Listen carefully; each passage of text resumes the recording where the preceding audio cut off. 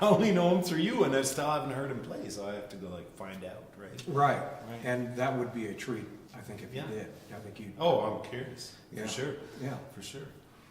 So anyway, I should welcome the people back to episode, what is this, 4 now? Wow, episode 4. I want to welcome you all, and I thought I would turn a little bit of a corner this week, because as much as this show or this program or this thing, whatever you want to call it, is about the people in music that have sort of mastered something, this is also a show for dialogue and to open up dialogue within our community, especially that of arts, music, and culture. That being said, the person sitting next to me, we've been friends for quite a while now, and I've always enjoyed my conversations with him. There's never been a dull one, I don't think. And so I want to welcome Mr. Southpaw Bawb. Hey, thanks for having me. Dude, it's my pleasure, and hopefully it's our pleasure as well that you're here. So we talked a little bit before we rolled things here, just about Everything and anything. everything and anything. So I don't think we have anything to talk about. Good night. No, that's it. Bye. No, I mean there's a lot going on, but I'm interested a little bit just to start, like I do with everybody, at the beginning of your story, because not unlike Angers, you're not from here. I mean, you're from Earth. You right. You didn't, you didn't land on a spaceship or anything, but you're from overseas. Yes. And so, why don't you just inform me and us, I suppose, as to where you're from and how you got your start and why the hell you're here. So I was born in Switzerland, out of a one-night stand situation. I guess. Great. And hey, we all got a story. Yes. That's just one of them. Hey, I'm not the only one. Right, that started that way. now I'm very intrigued. I don't know if I want to talk anymore about that one-night stand. It obviously wasn't yours, because it wasn't mine. You were being fabricated. I happened, later. So Switzerland. So, Switzerland. Where? And so the town was Neuchâtel, where I was born, which is on the French side of Switzerland, which started, now I realize, looking back, there's definitely a French thread throughout my life. Explain. What do you mean by that? It just as I ended up in France after, because my parents moved to France, and Paris or where? just outside of Paris, near the Versailles, out in the country though. So kind of had to bus it to go anywhere or anything like that. So pretty secluded. And that's why I ended up having to, just picked up guitar or whatever, what I could. Because my dad had an old Spanish guitar. But that's maybe not. Anyway, so I took a little bit of guitar lessons, classical. And then my mom had some interesting tapes because she was Canadian and she had some tapes from American music, like, I was going to say Led Zeppelin. That's not American, but anyway. Right. Creedence Clearwater, stuff like that, right? There's one. And Jimi Hendrix, although he was famous more in England. But once I got to hear some of that, then it was like, I see. So ditched the whole classical guitar part and started playing along with some of that music. Hobby, completely. Just hobby. Kill time. Anyway, did all my youth in France, and then... was there a passion for it in your younger days? I mean, were you passionate? There was a couple of moments when, the first couple of times, every time I saw a live band, which was, I can count maybe 3 or 4 times up until I was 19, had a very profound impact. Like, it was like, oh yes, I understand that. I want to do that, right?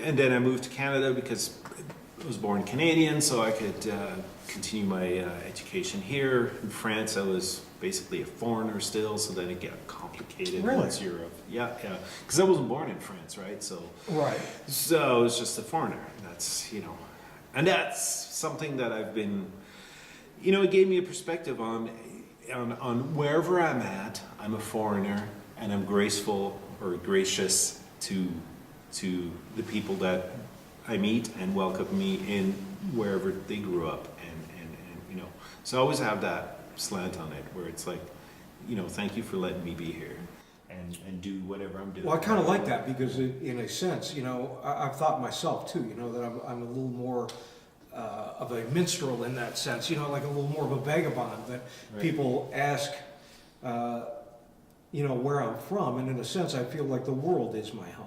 Right. I feel that the world is my, the planet is my birthplace, Right. not necessarily Canada or anywhere else. I understand borders. I understand they're important. I understand that to have an identity is an important thing. It's a grounding thing. Yes, yeah. So I get all that. But, like you said, in a sense, you kind of feel like a foreigner wherever you are. Yeah. All right. And yet you belong everywhere. But not in a bad way. It's like I No, don't feel no. like I'm, I don't feel like I'm outcast or anything. It's just, I think it just allows me to be more appreciative of where I'm at and not take it for granted, right? And that's a bit of a mindset that seems to work anyway. Right. Because you look at things differently and you don't just say, well. Anyway. So your mom was Canadian. So my mom was Canadian. And moved. So you moved to Canada. So I moved to Canada. Where? To Ottawa, because my grandparents were staying there. So. In what year? So that would have been in '89. 89. In 89. How old were you? I was 19 at then. You were 19. Yeah. Right. And then started the Great Canadian Adventure. Found a band in Ottawa. Started playing a little bit. Got to understand what the scene was, which wasn't the greatest, but anyway. Did the radio contest, did the first live big thing. Funny story about that if you're interested. Well, of course. That's what I it's all had about. moved to Quebec City by then because of work. And so they decided to replace me, which I was fine with. And the guitar player so I'd been coming back to Ottawa every weekend. It was about a 2.5 hour drive. Anyway, I was coming back that weekend for the big showcase at the Arts Center or whatever in front of like 3,000 people. The contested winners were each got a 45-minute set, right? And my bandmates suddenly call me and they say, hey, can you promise me you're going to be there? You can be there with a guitar and ready to go because we haven't heard. We were here for sound check and our guitar player wasn't there and all that. So they just called you in. Well, I was in Ottawa already. I was going to be there to take pictures of the band I was with. Okay. And just for free, just for fun, just to like. So am I following you correctly? You're going to be at this thing anyway, playing in another band? Nope, just taking pictures. Just taking pictures of my ex band. Okay. Let's say. Okay. Right? They're friends. I'll take pictures. All right. So next thing I know, I ended up just like running through the songs at the last minute it wasn't even a dressing room, it was just like the hallway behind it, Mm-hmm. and the other bands are walking by going like, think it's about time that Right. nobody knows. You guys don't have your shit together yet? Yes, You got to go on in 5 minutes. I mean, Yes. let's get this together, people. That's exactly how it looked. Yeah. So I ended up doing Covers or original? originals. It was Originals? all originals, yes. And so I ended up doing that, I had to piece a guitar together. I didn't even have I had a guitar, but it was something I had bought and taken all apart just to rebuild it properly. And when they called me, it was like, okay, we're going to Steve's Music real quick because I need some parts and I got to rebuild and put some strings on just to be ready. Wow. So you were getting your shit together on many levels then. Yes, exactly. Wow. Exactly. And so what happened with the band? Did you guys win? Nope, we didn't win, but we were on the tape or whatever the Compilation? The compilation, exactly. All right. And so anyway, then I was in Quebec City, and I eventually got my stuff together to have a recording studio, right? And Build your own. Yeah, I had the place I rented just had an open basement. It was bungalow, and the whole basement was wide open, so I was able to insulate it, compartmentalize it, and just before the GST came in, drove down to Steve's Music on the December 31st Nice. and bought the wholesale. Got a 8 Because it track. was 7% when it came out. Yeah. That sucks. So So you missed it. You missed the GST. Yeah, Yeah, I just got bought it it just- the day. I bought everything the day before. Console, 8 track, reel to reel, and started having fun with that. Nice. Just doing your own projects or recording other people? How'd that work out? No, it was in a household I was renting with two other people. One was kind of half a musician, but the other one was a pretty good musician and a pretty good singer. I mean, you know, and so we started writing, and that's why we were there already for like 6 months, and it just seemed like great. And so we had the space, we had everything, and now we were just missing the equipment. And so we wrote and recorded, and that was the beginning of a great recording adventure, be it with that band or with a whole bunch of other bands that I did later on. And that was all in Ottawa? And that was all in Quebec City. In Quebec City? Yeah. Oh, okay. Okay. I was born in Ottawa, actually. Right. Yeah. I only lived there for 6 months, so don't ask me about that. Okay. Don't really remember much. But yeah. So then you moved on to Quebec City, and you spoke French. And I was there. Yes, I spoke French because of my education in France, the great education I got in France in just regular public school. You know, one of the funny things I realized is a friend that I still have today, one of the first people I met, he was born and raised in Ottawa and went to one of the better schools there and everything else. And first of all, when I had to try and get into the college system in Ottawa, they kind of dismissed whatever I had sent them, and they said, no, you just got to pass an entrance exam. And I was really scared because I thought, it's like, man, if everything I sent them of all the courses I've done and everything I've learned at the time was not sufficient for the confidence that I'd be able to get in to college, that exam must be tough. So I was like cramming and cramming.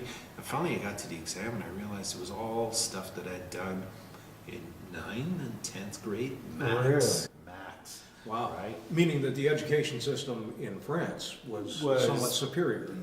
Yeah. Well, I knew it was tough, and anyway, it's a whole other conversation. But the point is, like, I suddenly realized, so yeah, college was a bit of a breeze because I was so far ahead. Now, obviously, there was some material that I didn't know because it was specialized to what I was learning, but... And what were you taking? What was your major? Electronics technician.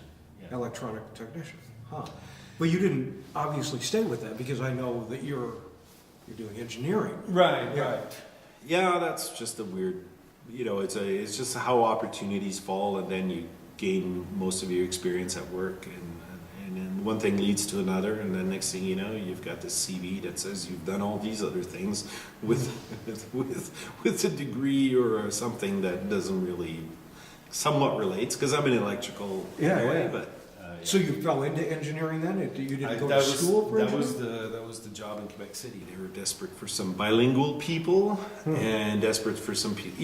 It's ironic too, because one of the things that got me that job was there was at the very bottom of my resume was a little line where I had worked as an assistant electrician on ships, because my grandfather was a captain in the Merchant Marine, and that was. Some of my summer jobs were sailing with him. And that's how I got to discover calypso music and all that, because he was down in the Caribbean. Yes, exactly. Wow. Again, As a kid, you were. yeah, like 14, 15, Right. 16, right? It's a good childhood. And then also sailed around the Mediterranean and Europe, so I got to see a few things like that that way. But the music that I heard the most was in the Caribbean, and that was great. Like, that was a discovery.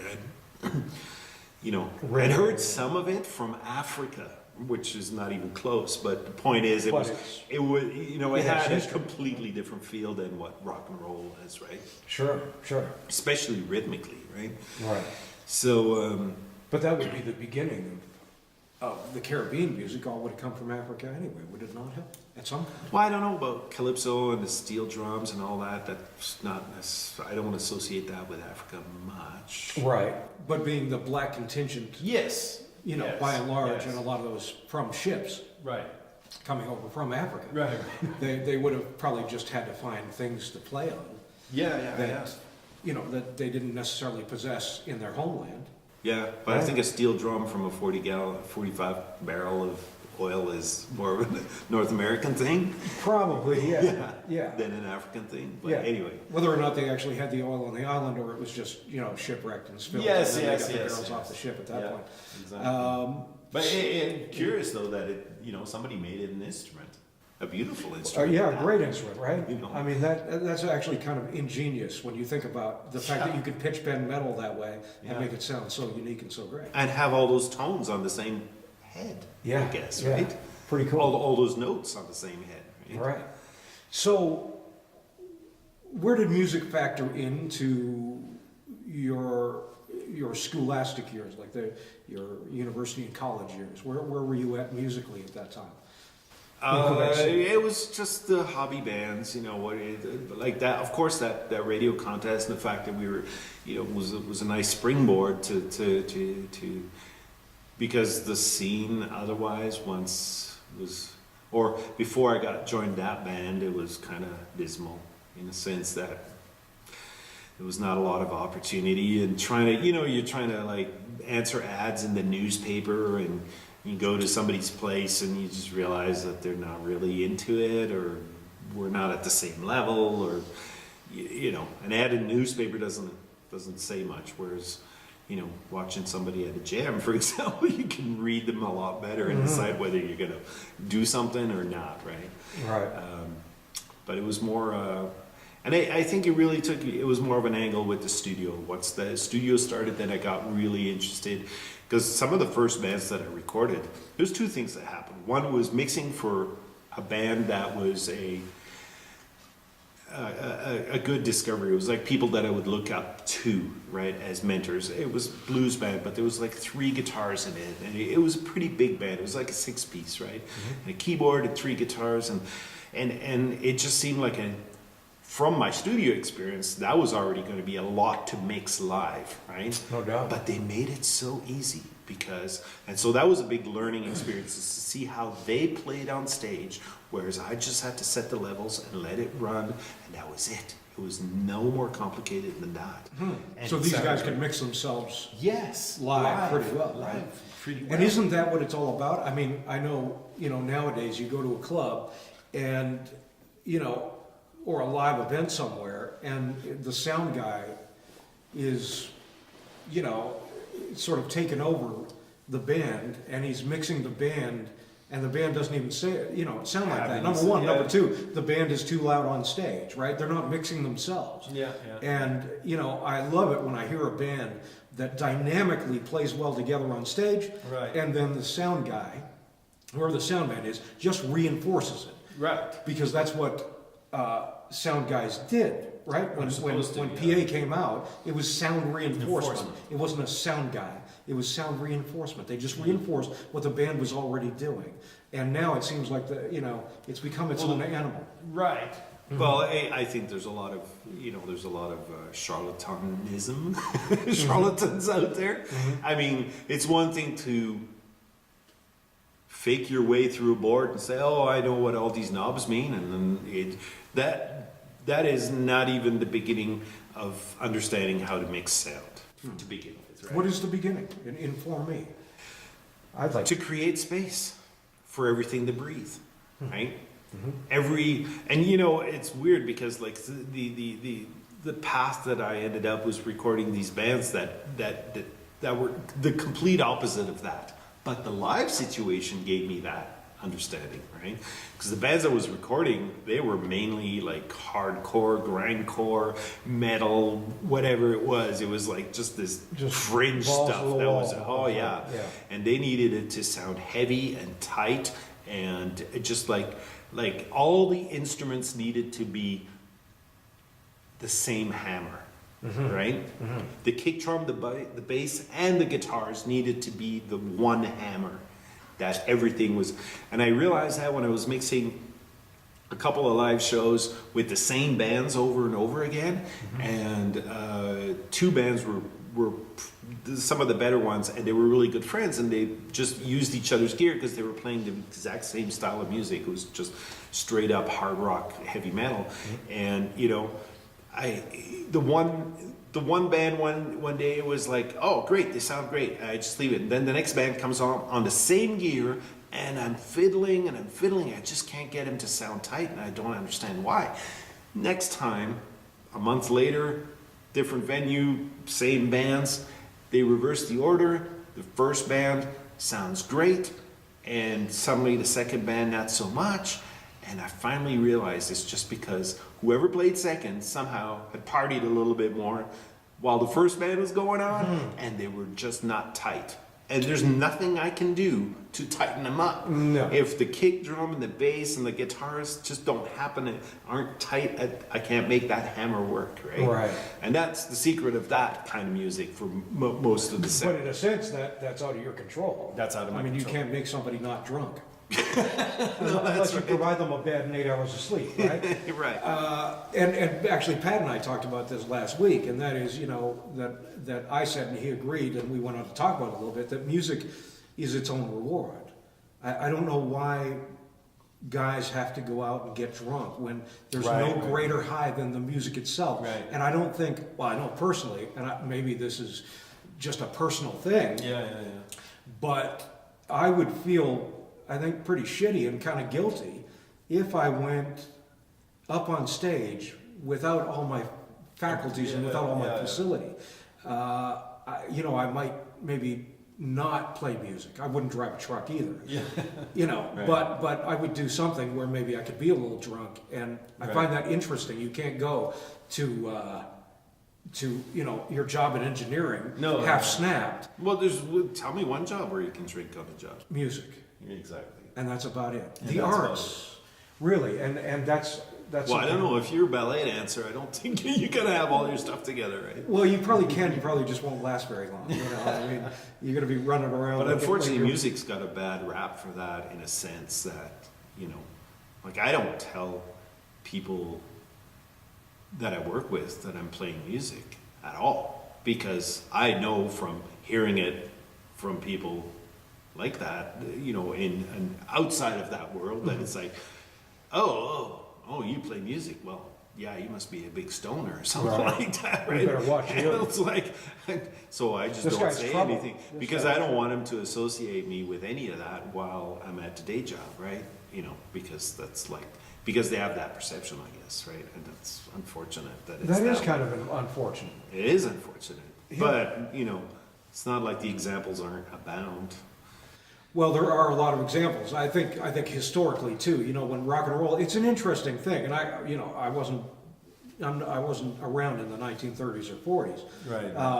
But I know when the music industry really started to take over things, there was a lot of that shit that started happening, and I wonder, because I don't know, so I have to wonder if before that it was such a problem. Although it probably was, because Charlie Parker was a huge heroin addict. Right. So And- was Ray Charles, and Right. And, But he was part of the music industry, whatever industry existed, a guy like Ray Charles was. Right. Charlie Parker, I suppose, was involved with some jazz label, but he wasn't part of a big, huge conglomerate industry, that could just do all your shit for you.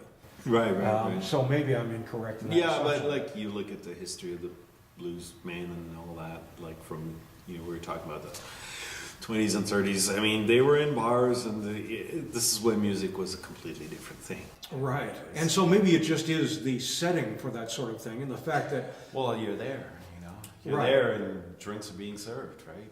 Right. Well, and the fact that musicians themselves, artists themselves, I think, can sometimes, because that part of their brain, that creative part of the brain, Yeah. doesn't shut off. Right. They can sometimes fall susceptible to, to weaknesses. Where Well, substance and things like that are concerned. And it's a left brain, right brain thing too, right? Where it's you use the left brain as a very mathematical function, let's say, right? And the right brain is completely the opposite. And whether it's alcohol or other substances, they usually kind of tend to dim the mathematical part or inhibit that part in a sense. And bring so up the then more other- emotional side. the other one gets to flourish a little bit more, Right. has more of a time to speak, and there's some validity to that. But then you're on the job, you're getting paid. There's a, Yeah, you got to do your it's a job, fine right? it's a fine line, and I don't see. I mean, I figure I got to drive home every night, so I will have a beer because I enjoy it, or I'll Right. have a whatever. But I keep it down to the fact that I'm able to drive home at the end of the evening. Sure. history. Yeah. But once again, I mean, you wouldn't go to your day job and Nope. just say, oh, I can handle it. No, you can't. You know, but just you maybe. can't. And I wouldn't anyway, because it'd be like I would be underperforming. Right, and I think that's you're right in that sense. That's what makes it easy is the fact that you're performing at a bar. I mean, when you're working as a Yeah. engineer, you're not sitting at a bar. You're No. sitting Yes. in a high rise somewhere with a lot of people looking around you, going, "Is that guy a musician? What's that beard doing under his jacket?" Right? Well, But when I don't know. when you perform music, you're in a club and there's I've beer. witnessed a lot of drinking on the job in some settings Right. that had nothing to do with music as well. And I found it totally appalling, but that's a whole other story. Hopefully, I haven't seen it in a long time, but Yeah, and I don't necessarily find it appalling that somebody have a beer at a gig, because I understand where we are. Yeah. I do find it appalling when somebody gets shit-faced. right, Or somebody can't play anymore. right. And I played with enough of that, to know that that's not a You're lot not of fun. going there. Well, then it just becomes babysitting. Yeah. I'll tell you a quick story. All right. I'll tell you a quick story because this is pretty funny. And I won't, no names. But I was doing a gig for someone in Banff, a wedding gig. And so we're set up, and this is a wedding gig. Everything's pretty proper, and it's the beginning of the night. First song, right? First dance, right? Everybody's behaved. Mom and dad couldn't be happier. The kids are, the husband and the wife grab each other, and they get on the dance floor. Well, one of the guys in the band was on some sort of medication, and legitimate medication. But he also had a problem with the drink, Yeah, all right. And we had, I think, 4 or 5 hours before the gig and after setup to do nothing. Time, yeah. Right. And we had a green room, and I think there was like 5 bottles of wine and, like a half a case or a case of beer. And then, I had a Pepsi and, Coke and Coca-Cola, that is, and people. But anyway, this guy kind of had 5 hours to condition himself. Get ahead of himself. Yeah, got ahead of everybody. So we get on stage, and I look over and I see him kind of starting to do the weave, Oh. And I'm like, okay, that doesn't look good to me. Yeah. And then I look over again, and he's kind of, you know what I mean? Like the wind's picking up, He's coming back and forward, and then all of a sudden, his back arches over his amplifier. His bass is on top of him still, and he flips over the amp. No way. And we're on a stage about 2 feet up. So he flips over the amp, which is about 3 feet tall, And just vanishes. and then flips off the stage 2 feet. So he's about 5 feet from the top of the amp to the actual floor. And he just goes ass over tea kettle all the way onto the floor. His instrument is laying on top of him like this, and then the bass amp comes bam On top of it? on top of him, Oh, yeah. right? And I mean, the whole band, and of course he can't play, and so that whole part of the band is missing, and the person that I'm working with is like completely mortified, and the people are trying to do their first dance, and this guy's just groaning from the floor behind the stage. Right? I mean, you laugh now, but you don't laugh then, right? And so I didn't know what to do because I couldn't stop playing, but the keyboard player could kind of play with one hand. Yeah. And so he kind of, Fill in. Yeah, it was like at least a minute process to get the amp up, then to get this guy up, and then to put the amp on the stage and get the guy back on stage. So we get about 3/4 of the way through the tune, and I'm thinking, my God, I've never seen anything this bad. And he fucking does it again. I mean, right over the amp. Right onto the floor, and I looking at his face when the amp comes down, and he's like, no, right, and the amp just, I mean, that cured me of ever wanting to drink on the gig, because I thought, I have a lot more shit around me, and if drums just start, it was funny. It was a very funny. But you're at a wedding, and you're probably getting, people aren't. That's not what they hired. Let's say. Dude, They didn't hire a comedy show. No, they didn't. Right? That's the thing. This isn't That's what it vaudeville. turned out to be. So No. let's go with the flow. No, there was no slapstick element to the band. We could have just left that and played the music. But this guy, went on to entertain in more ways than one. I don't think the people dancing, the husband and wife, and they were young, like in their 20s, I don't think they noticed. I don't know if anybody noticed, but the band and the leader, oh my God. Right? And so I don't think the guy played again, but there's your drinking on the gig story. Yeah, no, I don't have one of that nature. Yeah, No. not cool. Not cool. So I just want to ask you, you know, you started playing, you moved to Calgary. What year did you move to Calgary? Yeah, that would have been in 2004. In 2004. Yeah, summer 2000. No, sorry, 2006. 2006. Okay, 2006. Yes. And so why did you move here? What was the impetus? Again, it was just you know, following work. So gateway to Alberta, and the big boom that was going on was through Fort Mac. So I ended up in Fort Mac for 6 months, and then I made enough contacts and that they recommended me here, and found my way through it basically. Yeah. But you had, prior to moving to Calgary, you had lived in the States, Yes. right? And where did you live in the States? So I was in Mississippi for a long time on the coast, and then Houston. On the coast, what? Gulfport, Biloxi? Yeah, Pascagoula. There was a big shipyard there. Oh yeah, I used to drive by there all the time, going to the studio. Yeah, and Pascagoula being close to Mobile as well, right? There was like some good shows going on there. Then there was the whole lineup of casinos, right? That had, you know, a constant flow of kind of has-beens that were still in Mississippi, especially, right? Yeah. Well, they were doing the casino tour, right? Right. You know, so you get to see acts that were big 20 years ago, and they're still, you know, so that was cool. And then New Orleans was only an hour and a half away, right? And the first weekend I went down there, then I was like, that's it. That's where I'm getting my music, you know. And, Did you frequent Bourbon Street a lot? Was that where you hung out? Not really, because I found out, you know, Bourbon Street's the commercial street, right? It is. The music was really happening. The music that was happening on Bourbon Street was basically the good cover bands or whatever, but I wasn't interested in that as much because I could hear that anywhere, right? And the authentic stuff was happening on some of the other streets, and now it's more in around Frenchman Street. It's expanded its way a little bit east, but that's where all the really cool jams were, with some of the heavy hitters that would just drop in, and everybody knew them, just like I know you, let's say, right? Well, you said you saw Galactic. Would you have seen Galactic in New Orleans? Yes, of course, yeah. And you know, New Orleans is on its own schedule, completely on its own schedule. I had a friend back in Quebec City that ended up living in New Orleans. And so we one of the weekends I went down, I was like, oh, I'm going down for the Galactic show. I got my tickets and everything. Great. So we hang out, and we end up spending so much time. And it's like, man, I got to drive you back, because she lived a little bit outside of New Orleans, Metairie, and it's like, because I got to catch the show. And so, you know, we were catching up on so much.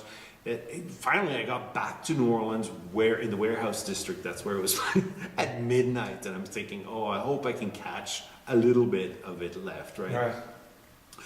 And I get there, and by the time I find the parking and all that, I'm at the venue, it's like 12:30, 1 o'clock, and I see people walking out, and I'm going, oh no, man, did it ever end? Yeah. Did it already end, right? And they're going, oh no, they're just on their first break. It went on until 4 a.m. Really? Galactic? Yes. Oh, that's pretty cool, though, isn't it? A huge warehouse, brick warehouse. That's all it was just that. And yeah, it's like there's Galactic. A lot of bands, a lot of music I've seen or have heard, you know, has so much of its place where it belongs, i.e. the culture that surrounds it. Like you see Galactic, I'm not saying they're not good anywhere else, but they're so much more contextually relevant when they're in New Orleans, right? Well, you feel like you're in New Orleans when you're watching. Yeah. Sure. I mean, it was the same thing when I went down to the Caribbean. When I was down there, I was loving it. I bought albums and all that, and then I realized a year later I'd listened to them maybe once or twice back in France, because contextually, you're you know what I listening to mean. different stuff. It was not the same place. It was It's not indigenous. right, exactly. As much as I loved it when I was there, right?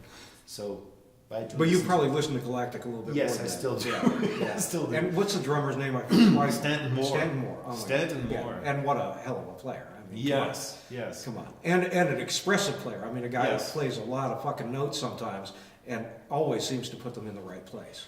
He does. And what I really appreciated from it, because, you know, there's the old school jazz heritage from New Orleans and everything. Yeah, like- and that has its time and place. And even guys like Johnny Badakovich and guys like that, the Meters and Right, Yeah. right. And you know, you feel like they're kind of locked in that time, right? Mm-hmm. And Galactic was the newer generation not doing something new with what was there without disrespecting it, which is maybe something that's really hard to find, and what the newer, you know, what the new wave brings, whatever new wave Sure. it is, you know, where you just feel like sometimes it's like, yeah, you're standing on the shoulders of giants and you're just like crapping all over it, dumbing it down for, you know, you're making bubble gum out of something that was, you know, a tiramisu or that something. was, like Jerry's, you know, Jubilee or something. Yeah. Yes, exactly. So that's one of the things I really Not only appreciate. that, but I think Stanton Moore's from New Orleans, isn't he? Yes, yes. Yeah. Well, they're all are. So they would have, yeah, right. So they would have all have learned the tradition. Oh, yes. And then just taken it to a new level. Did you see Stuart Copeland's thing on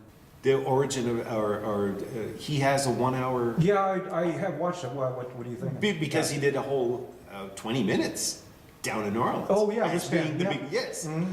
Yes, that was Yeah. fantastic. Yeah, it was. It was a good. It was actually a good interview. Yeah. I mean, and just in Well, anything Stuart Copeland is great. I mean, Right. you know, Right. you can have a coffee or you can watch Stuart right. Well, Copeland. isn't that the same thing? Didn't he? What's the guy's name? The guitar player that invented the Lindrum. That was part of it. Do you remember that part of? Yes. Because the first thing he said to him was, "So it's your fault." Yes. Right? Yes. yes. And to me, that's not to get off track, but to Yeah. me, that was. Are we? I don't know. Well, we're still on track, Okay. right? We just shifted lanes. That's Right. all. What was I? Yeah, with the Lindrum. Yeah. You know, the reason that, of course, that Stuart Copeland said that Yeah. was because that was really the beginning of the end of musicians playing recorded music. You're right. Right? That when the Lindrum came in, and I'm not exactly sure when that was, but maybe 79 to 81, somewhere around that time. Maybe a tad later, I think. But anyway, it doesn't matter. Well, it was Then, you around know, that. It was Then the around whole that. English new wave came out, and it was all Right. synth and like push Right. button stuff. Right, and of course, punk preceded New Wave.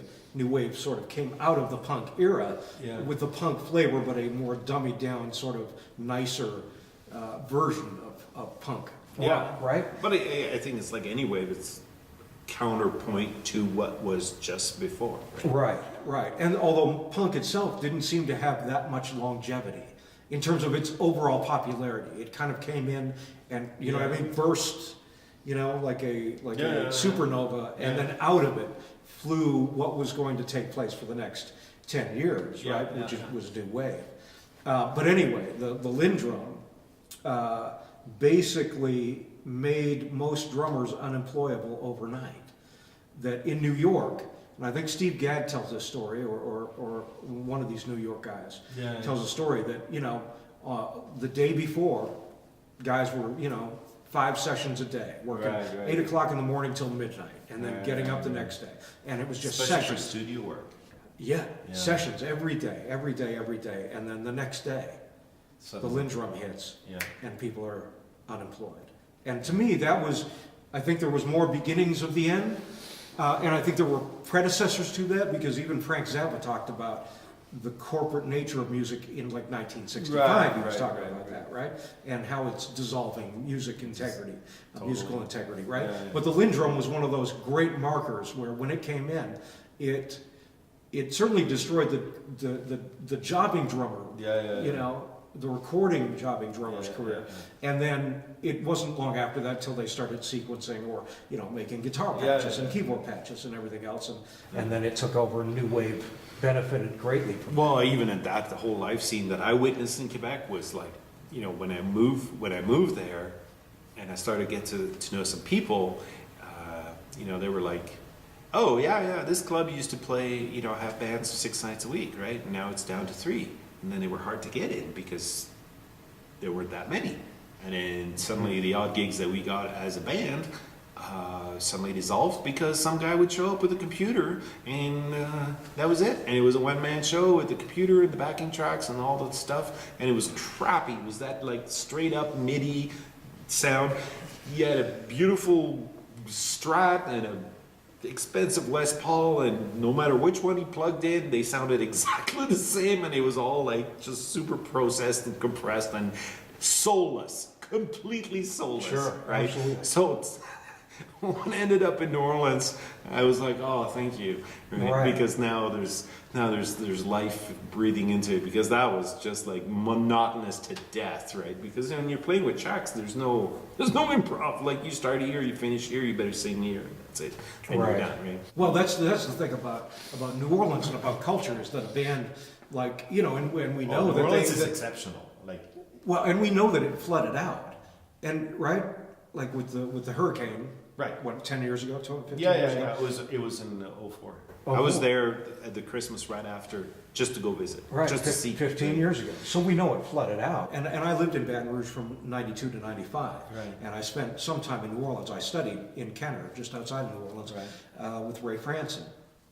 And, but New Orleans itself has a culture that will not die. No. Right? Isn't that the great thing that, you know, they went through yeah. the flood, and if it were, I don't know, if it were some other city, they might have packed up and left. Right. But New Orleans refuses to die, No, and it its culture refuses Yes. to die, and I Yeah, yeah. love that about Well, it. they understand what they have that Right. exists nowhere else. I mean, That they built and they created. yes, you know, like there's no other place in the world where playing in the streets is a de facto thing, no matter when it is, you know, like. Right. Are you talking about the second line thing? Or Yeah, you know, and like the kids growing up, like they're part of the parade, and they want to learn how to play horns because that's the thing, or walk with a snare and do it right from the get go. It's not something that some kids who have an interest for music will pursue on their own and find like we would here, right? It's something that you step out of your home, and that's where It's the an music is. important part of their culture. Yes. Like it is, you know what I mean? Like sports might be to, or, you know, playing hockey might be to a Canadian. Yeah, You know, exactly. down in New Orleans, it's picking up that snare or that horn and walking the streets is something, And if you wanting didn't to do be. it, right, if you didn't do it, why the hell aren't you doing it? Yeah, I know. Yeah. Like you're not a. You were an anomaly. You were kind of strange. And that's, you know, Did you ever see that show Treme? No. Man, fantastic. It was kind of pre-Netflix. It was an HBO thing. It ran for 4 seasons, and it was the story of New Orleans right after Katrina, 4 years in a row. It went from about November through to just after Mardi Gras. Every season was that period of time, Right. and the struggles they went through right after Katrina and all that stuff. And there's so much music in it. It was like so refreshing. Like I don't own a TV. I'm not going to say I've never had, but for long periods of time, I don't subscribe to cable. I just find I got my fill at some point, and it was like TV's getting so boring, so predictable, so everything. Yeah, else. me neither. And when I have cable. caught that show Treme, I was interested because of the New Orleans connection, right? And then I realized that they put so much music in the show that was just, it got me hooked more than the storyline. The music was paramount. It was part of it. It's such a rich thing, and it kind of, they had to wrap it up after the 3rd season. Then finally they got a 4th season out of it, but it wasn't the full amount of episodes and all that. And I just don't understand how it didn't take off. Maybe it's just the audience is not there to understand it, to see it, to get it. But I'll have to check it out. Anybody who's been to New Orleans will, Appreciate it for sure. Oh, yeah. I loved my time there. I became so educated down there because number one, I started doing records there, and I had only done one song, I think, on one record when I moved there in '92. And then all of a sudden I get to Jimmy Swaggart's place. Right. So I was, I'm just connected there. And then I start doing, like John Starnes was my first record, who was Swaggart's lead singer, and to this day is hard to rival as the, you know, one of the top singers I've ever worked with. And that was my first record. Right. And I'm, you know, shitting bricks on that one. And then I went on to record 100 records. And it was such an education for me being there. You know, just the whole time was learning and growing and understanding a little bit more what culture is. Yeah. And the fact that so many people can benefit and are influenced by the way people think and the way people do things in certain geographical areas. Yeah. It was just a beautiful time. I was, you know, it's ironic because I was really disappointed in Mississippi. I'd spent, you know, 6 months in, well, I spent a year and a half in Mississippi actually. And as much as the Mississippi's got this great connotation of, like, that's the birth of Delta Blues and all that, Delta, right? I couldn't find any. Like, I could, you know, and I got an inkling because at some point I met up with, you know, the right people. Interesting cat, a drummer. Guy had been to the Vietnam War, and he ended up came back with a bullet in his head that kind of stayed there and didn't make him quite level or whatever. Right. Real poor black fellow, lived in the poor neighborhood. Apparently stuff was going on there, but the way I was connected through him was through a local who was saying, like, no, you're a white guy, you shouldn't be hanging out there. In that place. And I don't think, like, I hadn't played or hung around with that guy because he was like, yeah, you should come down, meet my mama, you know, and all that kind of stuff. He was the one friendly black guy in a sea of guys that Well, might have done you some harm. No, I experienced the same thing in Baton Rouge because I went to rehearsal with a band one time, and it was on the other side of Florida Street, I think was the name of the street. There's a big kind of avenue, right? Yeah. And it separated the haves from the have-nots. Right. And as soon as I drove in there, I realized that I wasn't in Kansas anymore. And then I look and these black people are, you know, like this black lady's like drinking her iced tea, you know, which is just ice and tea on the porch, and she just looking at me. She's just like, what the hell is that? You know what I mean? And then I drove through like probably, you know, 15 minutes to find this place with everybody on their porches going, who did? I don't know, dude. That boy in the wrong place. You know what I mean? And I get out of my car, you know, kind of like shaking at the knees, and you know, the guy greeted me at the door, and he's like, "Hey, how's it going, man?" You know, and I'm like, "Yeah, great." You know? I don't think I stayed with that band, but I understand what you're talking about. Yeah. But otherwise, I couldn't see it, and it was just I was disappointed that way. But then going to New Orleans, I discovered a whole new thing, and that was great, right? And you know, you never know what experiences shape you, but like when you look back, you can kind of start pinpointing some of the things that really make you what you appreciate now, right? And having that soul, having that lives, you know, the band being like together. There's nobody who's like trying to grandstand or anything. It's like the whole thing is for the music, no matter how many you are. Right. And, you know, and yet the music is played to a level that that is almost inexplicable. Yeah. Right? A guy like Stanton Moore. I mean, how many times have I listened to Stanton Moore and just been blown away at everything? His musical understanding, his musical knowledge, his feel, his chops. Everything is just screams, this guy knows what he's doing. And they would not work with anybody who didn't have that perspective, right? Right. And that's perspective, really. That's what it is. It's perspective, right? Right. And that's perspective, really. That's what it is. It's perspective, right? So would you say a higher perspective or a different perspective? Ooh, it's a hard question. Well, not really. Not really. There was a little thing that circulated not too long ago on Facebook. It was two concentric circles, and the inner circle had all human qualities, right? And then the outer circle had musical abilities, you know. And the title was something like, you know, how to be a good musician. It seemed like what it explained is at the core, you've got to be somebody who plays well with other people to begin with, regardless of the art form or the game. But it's the same with, you know, sports, team play. Sure, you can have an ace, but I mean, nobody's going to want to play with someone who's like soloing all the time, basically, and running with the puck just to try and score as many as they can for their own little, you know what I mean? Right. Team playing. So, and so that's why it's not that hard a question, but it just means Well, given that though, how would you answer it then? What would the answer be then? I kind of get the esoteric. well, element. higher because, but it's the higher part is not just limited to music. It's how you fit in the world around you, right? Do you get along with people? If you're a combatant, then maybe you should go into boxing or one-on-one sports or tennis or something like that, where it's just you against the adversary. You know? Right. But music is not that. Music is well, or you could do a solo thing, right, where you just by yourself, Right. and then you don't have to worry about, you know. So music as a collective entity then has to have certain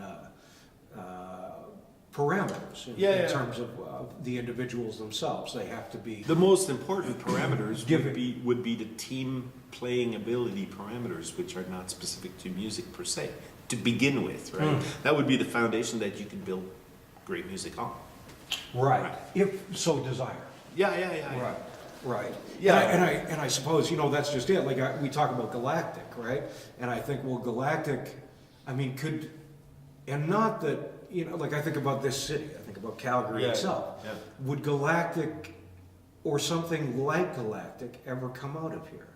And I wonder, just in terms of the fact that there is a different culture, and when I say different, I mean a more vibrant, connected place that New Orleans is. It's not that people aren't getting shot there. I know it. When I was living there, I think it had the highest crime rate per capita in the U.S.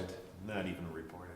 Right, sure, a lot of them aren't, right? Yeah. And so I get it, but in terms of their culture, they're very connected people. And so out of that, you get sort of greatness, you know what I mean? You get pockets of greatness. And so on a musical level, because I guess that's part of what the show is about, are we creating, because I understand, I completely agree, that if you're not, you know, it's like that book, How to Win Friends and Influence People, right? If you want a friend, be friendly. Right? Then, like people in New Orleans do, right? Because, you know, those who play in bands are typically friendly with the other people. Where do you go from there? What is it about? What should it be about? Once you have that. Okay. Who you playing to? Right? We don't live without an audience. And I say we, putting myself in on the stage side, let's say. Right? If there's no audience, not that there's no purpose, because you can go find an audience, but ultimately, and I know some people who just do it for their own little satisfaction, and that's fine too. Great, because music should speak to you first, right? Before you can even, because if it doesn't speak to you, what are you going to tell somebody else, right? Absolutely. Using that language. Right. So then, you know, my perspective is basically you're hired as some form of entertainment. The people that are in front of you are definitely hoping to have a good time and maybe forget about their troubles. That's probably why they're in a bar right to begin with. It's probably why they're drinking, and even if they're not drinking, maybe they're just having some food. Anyway, they're just out of the house, out of the things where they can just enjoy, relax, and be catered to in a certain way because the food's brought to you, it's cooked for you, or the beer's poured, or whatever it is. Sure. You know what I mean? You don't have to do that yourself. Right, exactly. And so, and have a good time. So if you on the stage can contribute to that, have a good time, then I think you've fulfilled your contract, because they will go home happier than they came, or they will go home at least with feeling like that was worth going out for, and that will bring him to do it again, especially in these times where there's so much competition for the same attention, right? You can Netflix, play video games, there's all kinds of other things that can be done the computer itself at the same time, right? so the market's a lot tighter for that. So at least try and have fun so that you have collectively, and that's why if you're playing with a band where you're having a bit of tension, that's gonna spill out, and maybe there'll be two people in there who'll be, read, a lot of gossip stuff and kind of maybe enjoy that little thing. Well, but most of them won't. I've gone to gigs. My son and I went to a gig a couple of years ago, and a couple guys on the stage. One guy was not happy with the other guy's time, to how he was playing, and but he was sort of being a dick about it, and the other guy noticed it and was sort of self-conscious about the whole thing. And then the guy who was trying to inform him on how to play better time actually started speeding up himself. And I thought, well, now you've lost on 2 counts. Right. Because now, not only am I sitting here thinking you're a dick, but you've just sped up and completely blown your point about keeping good time. Right. So you're absolutely right. I think the people in the crowd certainly want it to be, those sorts of elements to be easy for them. Yeah. I wonder if we should make, the music always easy for them. I think that partly that has become the denigration of music, is that we've made music so easy for people that people don't have to think anymore about it, that the choices to inform, for the individual to inform themselves about music has sort of been taken away by corporations and companies that say, this is what you'll listen to, and we go, okay. Yeah. And then that's what we buy. But I think there's always been a slice of the population that music is just background noise, right? It's just background whatever. It's not foreground stuff. I unfortunately am one of those that I can't work with music because my ear will bend towards the music and I'll lose track of what I'm doing, right? Oh, I agree. Like, right? If I'm working out, if I listen to music, it has to be something simple, because otherwise I'm going to start, doing this when I'm benching 225. Well, I probably can't do that now, but anyway, that's beside the point.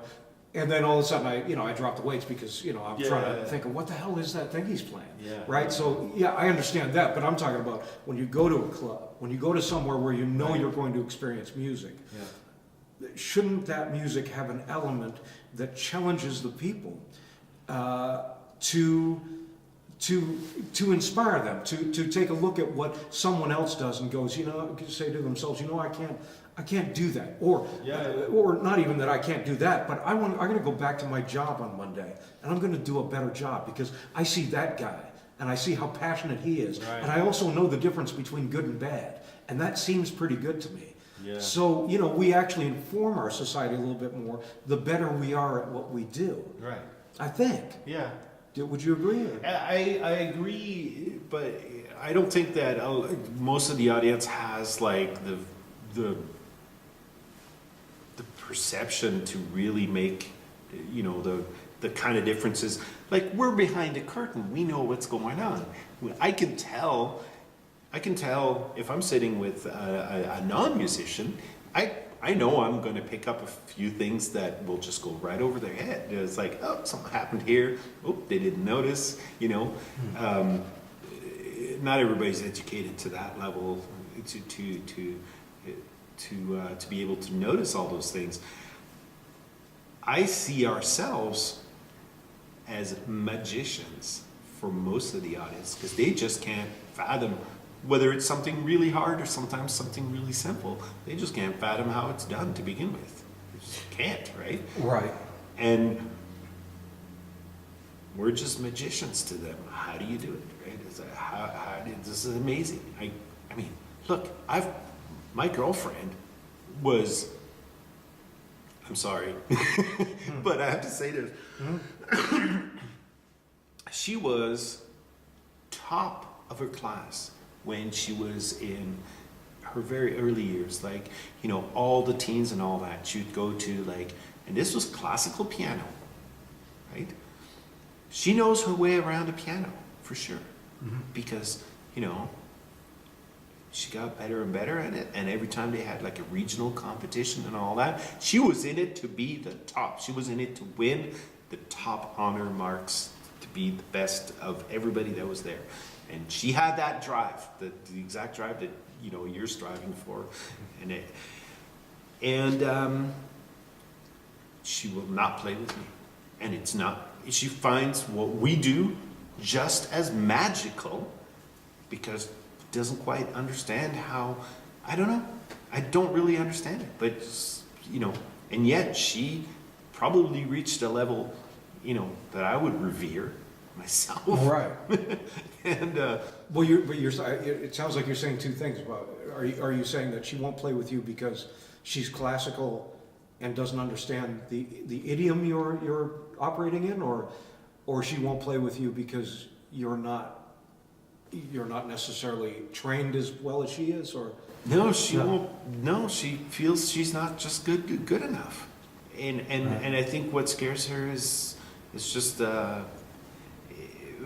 and I've noticed that with some people that have gone through classical training, they can't play unless it's written in front of them, right? It's like, and that's a sad thing, I find, anyway, because you should be able to let music, you know, fill your soul however you play it. absolutely. And I think that well, I can't speak on your girlfriend's behalf, but I totally understand what you're saying. I think that for me, I think what I'm thinking. She still thinks it's magic what we do, be able to interact Sure. on stage and weave our way through a very simple song. And it was like, look, it's just this, and this. You know, it's chords that you already know. Sure. Nothing, there's no magic there with the knowledge you have, right? Mm-hmm. But anyway, I'm just saying that. Well, no. I mean, that's a great point. I think, you know, what's in my head, what I'm thinking at the moment is that, and you and I talked about this, you know, we went out last week and just hung out and we were talking about, and I think there's absolute value in what you're doing, because I think it serves a demographic of individual. Right?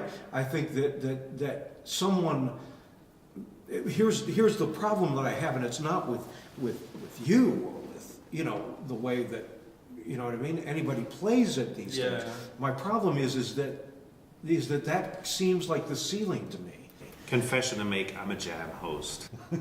He is a jam host, and there's nothing wrong with that. And as a matter of fact, that is a value to the community.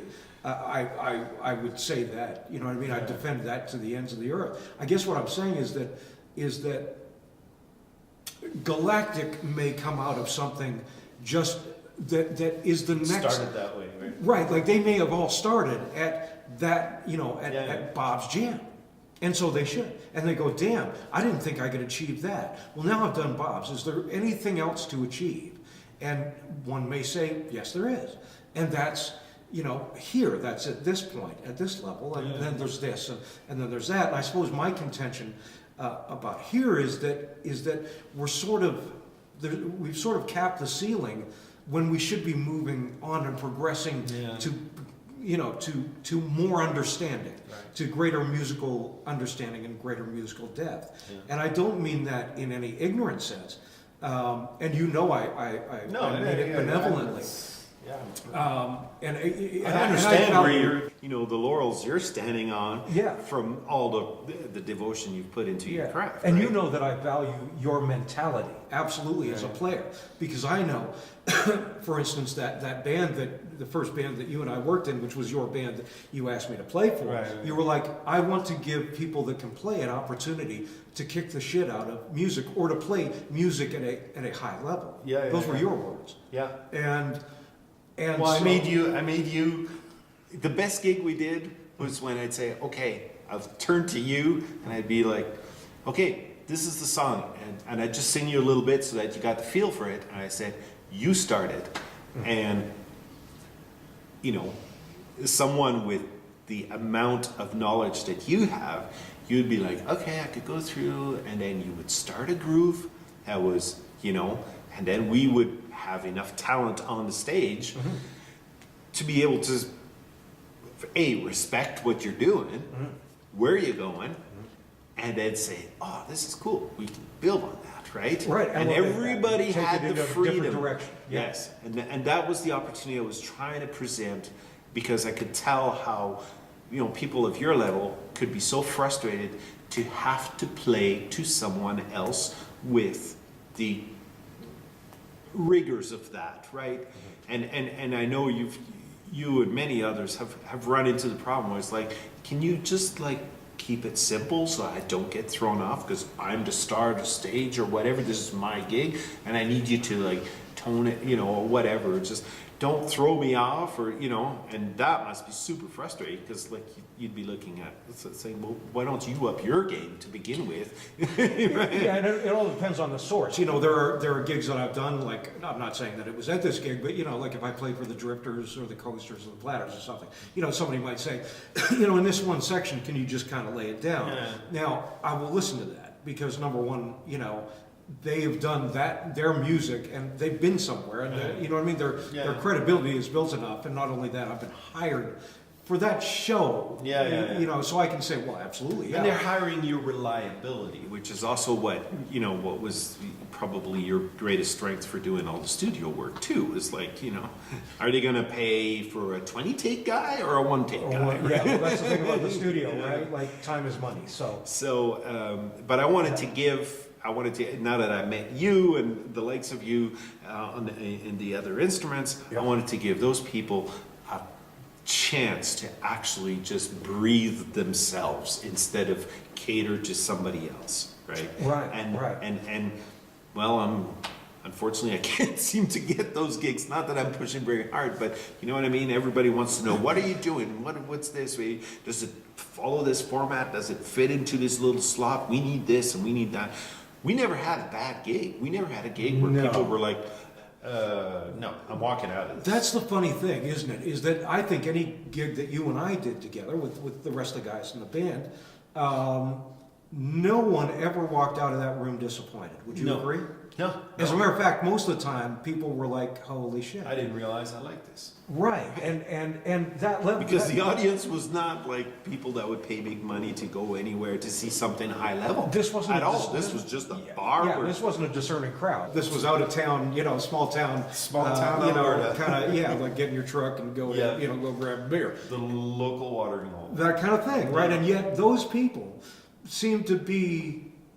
could not have been more appreciative of what they were hearing, and what they were experiencing. Because I noticed on the faces of those individuals that some of them were actually experiencing something. Some of them were experiencing, just getting shit faced. But other people were really experiencing a moment, in music that was, challenging to them, but something they had to stop and take notice of. Well, and unique, because sure. we were definitely not doing anything that any hired band would do, right? Yeah. I mean, and that's... But we were just taking it to a place. Right. Yeah, like we were taking it, we weren't afraid or ashamed to go, this can go into 7. But isn't that what having live musicians is? Otherwise, just have a jukebox. Absolutely. Right? Every time, right? And I've run into, I'm sure have run into that problem, but I've run into that problem where it's like, no, the song was recorded this way and this is exactly how we're going to play it because that's the only way that was a hit. And I was like, well, then just play the record. I don't see why we need to bring all this gear and do all this stuff to just duplicate. Unless you're a 100% tribute band or whatever it is. Sure, but here's the problem with that statement is that the bands that actually recorded that music never play it like the record when they play it live. Unless maybe you're talking about, Britney Spears, or you're talking about some sort of sequence thing. Yeah. But if you watch, like hip-hop acts, right? It's all canned shit on the record. Yeah, you get live, and it's a drummer, it's a gospel chops guy that is kicking the shit out of that music. Yeah. They're not playing it the same way. You take a look at anything, Neil Diamond or anything, they're putting new arrangement into, like their old hits. Too, right? Right. They're speeding it up, they're slowing it down, they're they're adding sections. Why would you go see him twice if it wasn't for that? Exactly. Right? You've got the record. And the record is a snapshot. It's a moment in time. It's not supposed to be recreated. That's what makes it unique, is the fact that it existed then. If they were to do it, like let's say, the Rolling Stones recorded their first song 10 years after recording like being in the music business and learning more about that song would not have been the same song. It No, would have been correct. a different song. Well, you see that with a lot of acts. You see that with a lot of acts where you just like go back, you go back to their first album and you go, oh my God, was that ever fresh? Right? Right. And then the second album, and it had that drive, it had that power, the uniqueness or whatever. And now, of course, the second album, you're less surprised by the sound because, well, you've already heard them on the first album. But Right. you can also feel over the albums, then the record companies kind of take over. And they're like, Absolutely. okay, now we got to put it through the sound blender that makes it a Sony Music or whatever music, you know what I mean? Yeah, that's why I think that bands only have, like you hear the first record, and the first record is just amazing. I can think of Yeah. Alanis Morissette's Jagged Little Pill, Yeah. right? Just Yeah. a groundbreaking record Yeah. that lyrically was brutal and Yeah. honest, and then the music Sonically was- right, sonically great, Yeah. right? And then you listen to the second record and you're like, not bad. Here's the difference: is that let's say you go back to Rush's first record. Yeah. The other drummer and not Neil Yeah. Peart, and then you go on to Caress of Steel, and you go on to a couple, Well, and then they're 6 one of records, 7 records up, you get Moving Pictures, Right. And you're like, holy shit, there is that record. Now, most bands don't even make it to 7 records yet. In my estimation, Rush's crowning achievement was Yeah. Moving Pictures. Yeah. Yet, when I started discovering them was right after they started introducing keyboards, and everybody around me was like, that's keyboards. What the hell's that Oh, doing? they did. in the They band?" lost me. You know what I mean? They lost me. I was I'm with those guys. I'm What? Wait a minute. I'm discovering it at that stage, and I'm loving the first time I'm actually hearing keyboards work in a rock band instead of just being some kind of filler in the background, You know what? I mean, I'm sort of with the other camp on this because when Moving Pictures came out, to me, that might be it's certainly one of the best records of all time. Moving Pictures, it just is. There's not a bad song on that record, and you have Limelight, you have Tom Sawyer, you have Camera Eye, you have just all the great songs that were on that record. And then you go to Subdivisions. And the thing is that after Moving Pictures, you're going, oh my God, the next record is going to pop my head off. Right, You know what I mean? Like I'm actually my head's just going to pop off and blood's going to go everywhere because how can it get any better than that? And then they did Subdivisions and you were like... that was the first record I heard. And then when I go know, right? back, it's like, oh, okay, I can appreciate all that, but I don't have that hunger where it's like, what did you just do with the keyboard thing? No, I got introduced, and that's another thing that's like a psychological thing, right? What you get introduced to is gonna stick with you, and then any deviation from that is gonna be maybe not, because it just won't be the first impact, like the first. And I know you've gone through this. Everybody's gone through this, where it's like the moment some sound makes a profound impact on you, it stays with you. Right, and that sound has to stay that sound. Well, not necessarily, but Well, for me, like I listen to remixes and remasters of Right. records that, like I think Main Street, Bob Seger is one Okay. that I bought the remastered version, and Yeah. I'm like, no, No? you got to give me that old shit. You got to Right. give me the grittiness that was on Right, the original. right, I don't right. want it remastered. Don't do that to me. The grit and the dirt was. well, what everything about is that Dark Side of the Moon? Something that was finely crafted, that could Right. probably benefit from the Possibly. pristineness of redoing it with today's technology. Possibly. You know what I mean? Possibly. So it was weird because I had one Genesis album, and that was the live album in Seconds Out. It was a live recording, a double album in Paris. That's how I discovered Genesis. And man, that album stuck with me for 8-10 months. Like, that's pretty much all I'd listen to. And I'd just take some breaks to listen to The Police because they were just emerging at the time too, right? Yeah. And I was like, that's my dose of caffeine and that's my dose of intellect, right? But then I finally got around to listening to, the recorded versions of the album versions of the songs that were on the live. And Genesis were very particular about recreating. They did stray a little bit, But Yeah. you know, a lot of it's finely crafted music, just like you were talking about Supertramp the other day, right? Where it was very intelligently crafted music, right? Amazing. And so you don't really want to mess with that, because they've already messed with it, and what you got was the end of like very intelligent people understanding their craft to the highest level and packaging it to you as like, this is as perfect as we can get it, right? In a Right. sense. In a sense, kind of a classical approach. The fact Yes. that the arrangements were so particular. Yes. And the playing was so particular within those arrangements. Everything that to had move its- too far. Yeah. And I agree. Would I agree. lose its, the movement that you're used to, the journey you're used to taking when you're listening from that piece from beginning to end. And I agree. Just let me counter that with Yeah, something. yeah. Because when I studied in New Orleans with Ray Cranston, he told me this story about this kid that came in. And the kid came in with a Rush album. And he was like, I really want to learn, like how to play Rush. And when Ray told me this, I actually took the challenge, but it was sacrilege to me. And he said, I told the kid, I said, go home and play your own fills.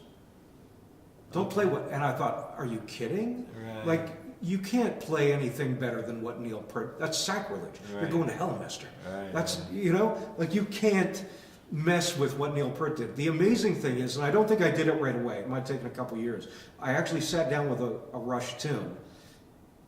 I can't remember what the song is, and I dare play my own fills. Yeah. And I actually did, and I thought, oh my God, you There can was play room. that too. Yeah. And it both depressed me and astounded me and amazed me all at the same time, because I thought nothing could be better than what Peart played. And I'm not saying that what I played was better, Right, but right. Different worked. And I was like, oh, Or I didn't just, take away. right. I was like, I've just kind of killed my own misperception of Right. what I thought reality was. There's no ultimate right, but there's a bunch of wrongs, right? You can play music wrongly, let's say. We've all witnessed that, right? Right. I've done it myself. I've contributed to that. That's what we call blue notes. Anyway, Right. I mean, people go, oh. So, like they say, there are But that doesn't mean- no bad days in the Caribbean. Some are just better than others. Yeah. So, but some music has, like you can tell a joke, but then a poem, you wouldn't really want to substitute things in a poem, because there's a lot more pieces to the puzzle that have to fit together properly. Right. Whereas the joke, you just have to lead up and then boom, deliver that punchline, and even the punchline can be, and then that's what makes some comedians better than others. So like you say, music like Supertramp or Tool, for example. There's movements, right? And that's where the music is different, because the music takes you on a journey, right? Yeah. And so you don't really want to miss the builds or the movements that the tension and release and all that. You don't want to flatten that out, which is what I hated about the guy with the computer and his guitars that sounded all the same, right? Where everything was just flattened right out. It was like soulless, right? So some of it. Yeah, if you're playing the Stones, well, what's just jam it out, right? Because that's what they did. But if you're Right. playing something that's been more finely crafted, then you want to respect that, definitely, right? And that's what it's because they're taking you on a journey, right? So here we are. Sorry, I just want Yeah, to yeah. interject. Here we are talking about some of the greatest music of all time. Do we feel any sort of onus? Do we feel any desire? Do we feel any compulsion to want to do something like that ourselves? Yeah, for sure, Yeah. for sure. Right. I'm not saying that. Am I doing it? I don't know. I'm not. But I'm not saying that the jam is not important. In terms of community, oh yeah. I think it's very important. I just and I'm not saying that relating it to anything really. I'm just saying that shouldn't we? I don't know. Where's the burden? Where's the passion to be so great? Are you that- talking about like the comparison between like what Queen Bohemian Rhapsody pop song #1 hit in the 80s was, and what the #1 hit And is Let the today Dog- that and has Let the Dogs Out? Let the Dogs Out or Baby Baby Baby. And you Well, what I know mean? there was that Facebook thing going around that Let the Dogs Out had 6 writers and 6 arrangers. Yes. And Bohemian Rhapsody had 1 writer and, you know, And a one, band. right, and 1 guy wrote it, you know. And so I'm not really talking about that, though. Although that's just another problem, isn't it? It's a problem, it's the trouble with music. And I read that, that's a book, The Trouble with Music. Oh, That's okay. actually a book. And the interesting thing is that the foreword, it's one of the greatest books I've ever written, or read. Sorry, not written, I didn't write it. I was gonna Here, ask I'm you giving who wrote myself it. credit I for was it. like, No, that I've read Yeah. about the trouble with music, about why I felt the way that I do, about the declination of music, not the industry. The industry, you know, can go to hell in a lot of respects because I think we need to take the power back ourselves, musicians. I don't know how to do it. I just think we should. It's a smaller market. I mean, like What do you mean? What do you mean? It's a smaller Well, it's a smaller market, like in a sense that your interview with Ange, right? Hmm. It was part of his formal education, right? Right, Right? right. Those were the things that he was exposed to growing up, right? And being part of that education and this connects right to what we were talking about in New Orleans. Same thing, right? You're exposed to it, it's part of life, it will scoop up a handful more of people than just getting, like, who knows what kid is interested in music and doesn't even know it because they weren't really, you know, like you and Pat have a common story in the sense that somehow right from the get-go you were born hardwired with that intense desire. Yeah. Like Ange whatever talked about the same thing. whatever you heard had to be like, that was very important. Your hearing was more important, right? A painter maybe be their sight, or photography be their sight was more important than the hearing, right? In that sense. Right. But at least you were exposed to it. The pop and Rick Beato. I want to make a point about this. Rick Beato, you know who I'm talking I know about, right? exactly what you're talking about. Love the show. Love it. And his son is just amazing, right? He can pull out complex chords like just by hearing him. He's got perfect pitch and everything. Rick was explaining how in the first 2 years, I don't know if it happened to you, and if you play to an infant, just not play to, but like that's part of the surroundings, is to have complex music, playing, yep. not just music, complex music, yes. complex music. And he was talking about, you know, even stuff that's hard, difficult classical music to grasp, like Dvorak or you know, things like that have a lot of complex movements or complex musical relationships between the notes, not simple 3-chord, very easy to connect the dots kind of stuff. Will enhance the development of that understanding of the relationship between the frequencies that will create a curiosity for, and those people will not settle for bubblegum. You know what I mean? Right. They will not settle for bubblegum. They'll go for like, they'll like, and I've heard this before about classical music in general being played to infants having a very positive effect in the sense that they have a higher appreciation for music at many levels because they were able in their very early years, the formative years of where the brain's really developing, starting to make the early pathways of connecting the dots, the auditory system gets reinforced at that stage.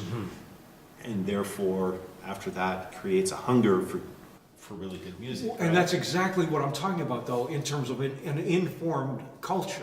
Yeah. Right? I want to give a quick story about this because I want to talk about the opposite side of this, which I experienced Yeah. coming home after a gig one night, okay, years ago. Well, however many years it was when this song came out.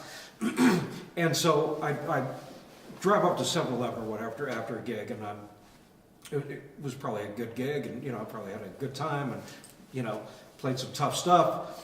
And I got out of the car, or I think my window was down, it was summertime, and I pull up to the 7-Eleven to get some smokes, and I hear this song that I've never heard before. And I'm trying to strain to hear the lyrics because I don't really believe what I'm hearing. Mm-hmm. And all of a sudden I hear this, I kissed a girl and I liked it.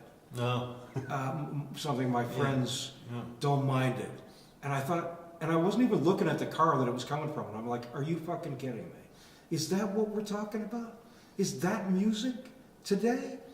And then I looked over to the car, and there was a mother, probably in her 60s, and with a cigarette hanging out of her mouth, in some kind of old van. Yeah. Her daughter, with another cigarette hanging out of her mouth, with like an 8-month-old baby, all bopping. I kissed a girl, and I just thought, this is not a Norman Rockwell painting. Yeah, no. This is the opposite of that. And I'm not judging these people. I mean, they can be whatever they are. What I'm saying is that it did not seem that informed to me. Yeah. And I think I can say that honestly. And that's exactly what I'm speaking to, is that Rick Beato created an informed infant. And I wonder what we're doing to a demographic that is still informed and isn't infantile, but still can benefit from greatness and isn't getting it. Yeah. Yeah. Who knows? A lot of these things are pendulums, right? They swing one way, and then suddenly they go too far, and then people realize, oh my God, we just lost something. But unfortunately, it's a bit of a generational thing, right? It is a generational thing, and I wonder, because Brian Zarnicki and I, God bless him, used to have these talks every couple of months, or every few months we get on the phone together, and we would see the pendulum swinging further. Oh, yeah. And then we would talk another couple months later, and the pendulum would be swinging further. Yeah. And the pendulum hasn't come back. And I'm not saying that it won't come back. I'm saying that it's swinging so far out that you wonder if it's actually going to find rest or start swinging the other way. And I don't know what it would take to do that. I have some thoughts about what I would like to do. Well, it's the industry, right? It is the industry. But there's YouTube. You can bypass the industry completely. Right. You can. I mean, can I put you on pause? Huh? No, go. We'll just. I'm just going to sit here and. I wish I had an assistant, like Joe Rogan, because then I could talk to somebody else. But I'm not going to cut this shit. I'll just talk to the people. So, anyway, I guess Bob had to go, do some business, and we're just going to pause here for a second. But what can I say? I hope you guys are enjoying the discussion. Maybe I'll edit this out. Maybe I won't. I think that I have to sit here, so why don't we all just sit here for a minute and let Bob, get his thing done. Everything come out all right? Yes. Okay, good. Good. I'm glad. So, I think the industry is something that you were talking about, and I think that you're absolutely correct. Yeah. I think that when we stop being dictated to as a society and as a people on so many levels, because you and I were talking about before, just about the fact that there is a certain number of people that we can know and be known by, and that is not 1,000 and it's not 10,000. Right. It's 150. Well, you say that, but at the same time, this whole parallel universe of YouTubing and stuff like that has garnished some huge audiences for some people, right? Oh, absolutely. And yes. And I think we're at the hinge point, right? Where everything is completely shifting, because now they don't have control, and they're just trying to scoop. They're just trying to be at the forefront, and at the same time, everything's kind of. This is a different story, but the point is, it's like you can almost get everything for free somehow, right? So how does a musician make money? Well, you got to have albums to sell, and you got to have merch, because it's not the streaming downloads that are going to pay you anything, right? No. Part of my contention, though, was that I don't know that musicians were never supposed to make anything, but I also don't know that Paul McCartney was supposed to make 800 million. You know, Right. you know, like I don't know that there should be that That disparity. that chasm, Yeah. that disparity between the haves and have-nots. I mean, that's not to say that Paul McCartney hasn't worked a lifetime and created great music. Right, He right. has. But I wonder, for those that also have created great music, Yeah. and, you know, given the time that they were, you know, brought Invested into, into, yeah. that they actually would have created the same thing or something close to it. And so that maybe meeting in the middle, or just on this side a little bit and on that side a little bit, instead of there and there. Yeah. But, you know, we don't have the constraints that we used to have. I mean, in the same time, I know it's probably the most difficult is for pro drums and maybe, you know, people that write orchestral arrangements or whatever. But still, a lot of it can be done without the help of anybody. In the sense that you don't need to go through a record company. You don't need to be the lottery winner of the, maybe I think we'll invest in you, you know. The sad part is that they're investing in nobodies to make them somebodies, and then suddenly they're the millionaires that create the chasm between the honest to God musicians and the Well, absolutely, because I think the people that they're choosing are not necessarily the sincere. One, they're choosing them for less sincere reasons Yeah. than the music itself. No, for sure. It's Right. because they can. Market. It's putty, right? Right, yes. And mold them into whatever. That is the one thing you need to be if you're going to, if a record company is going to take you on. Right. You have to say yes. Yeah. Of course I will. Yeah. And you could do what Alanis did. I mean, she played the game for what, 2-3 albums that she did, some pop albums, Some pop whatever. records, yeah. And then said, okay, thank you very much. I did my contract, and now I've got the money to do whatever I want, right? And that seemed to me the kind of opportunity that. But No, it's very true. the game board's been completely flipped with but it's been flipped for both, right? Because at the same time, you can do the YouTube thing, great, whatever's the SoundCloud, or you can record on your own, you can have full control over everything, and then you can put it out there. You just don't have maybe necessarily it's still a lottery ticket thing, but at the same time you won't have the money that the big record companies do to push you, right? And nobody will listen to you if you're not represented already, right? Oh, And you dude, see that, I mean, you know, I know that because, you know I know people that have written, for Nashville and places like that, and written, hits for major artists, or, gave music to the camp of major artists and then actually never made anything. Right. So I know those stories, and I know how badly, well, not badly, I mean, for them, they play it very well, but the game for us is not on that level because we can't afford it. Right. We don't have the money those corporations have. And we can tell ourselves that, well, there is YouTube. And yes, there is, absolutely. And some people are doing some things. But YouTube also is not that discerning. I mean, you can be the worst at something. You can not know anything about anything. But for some reason, you get 6 million hits. Yeah. You can be really great at something and get 81 views. Well, and the thing is, it's not only about the music. It's kind of like the same thing that you remember when MTV had music videos on it? I like to throw that line in. You know what the first video was, right? You know what the first video was?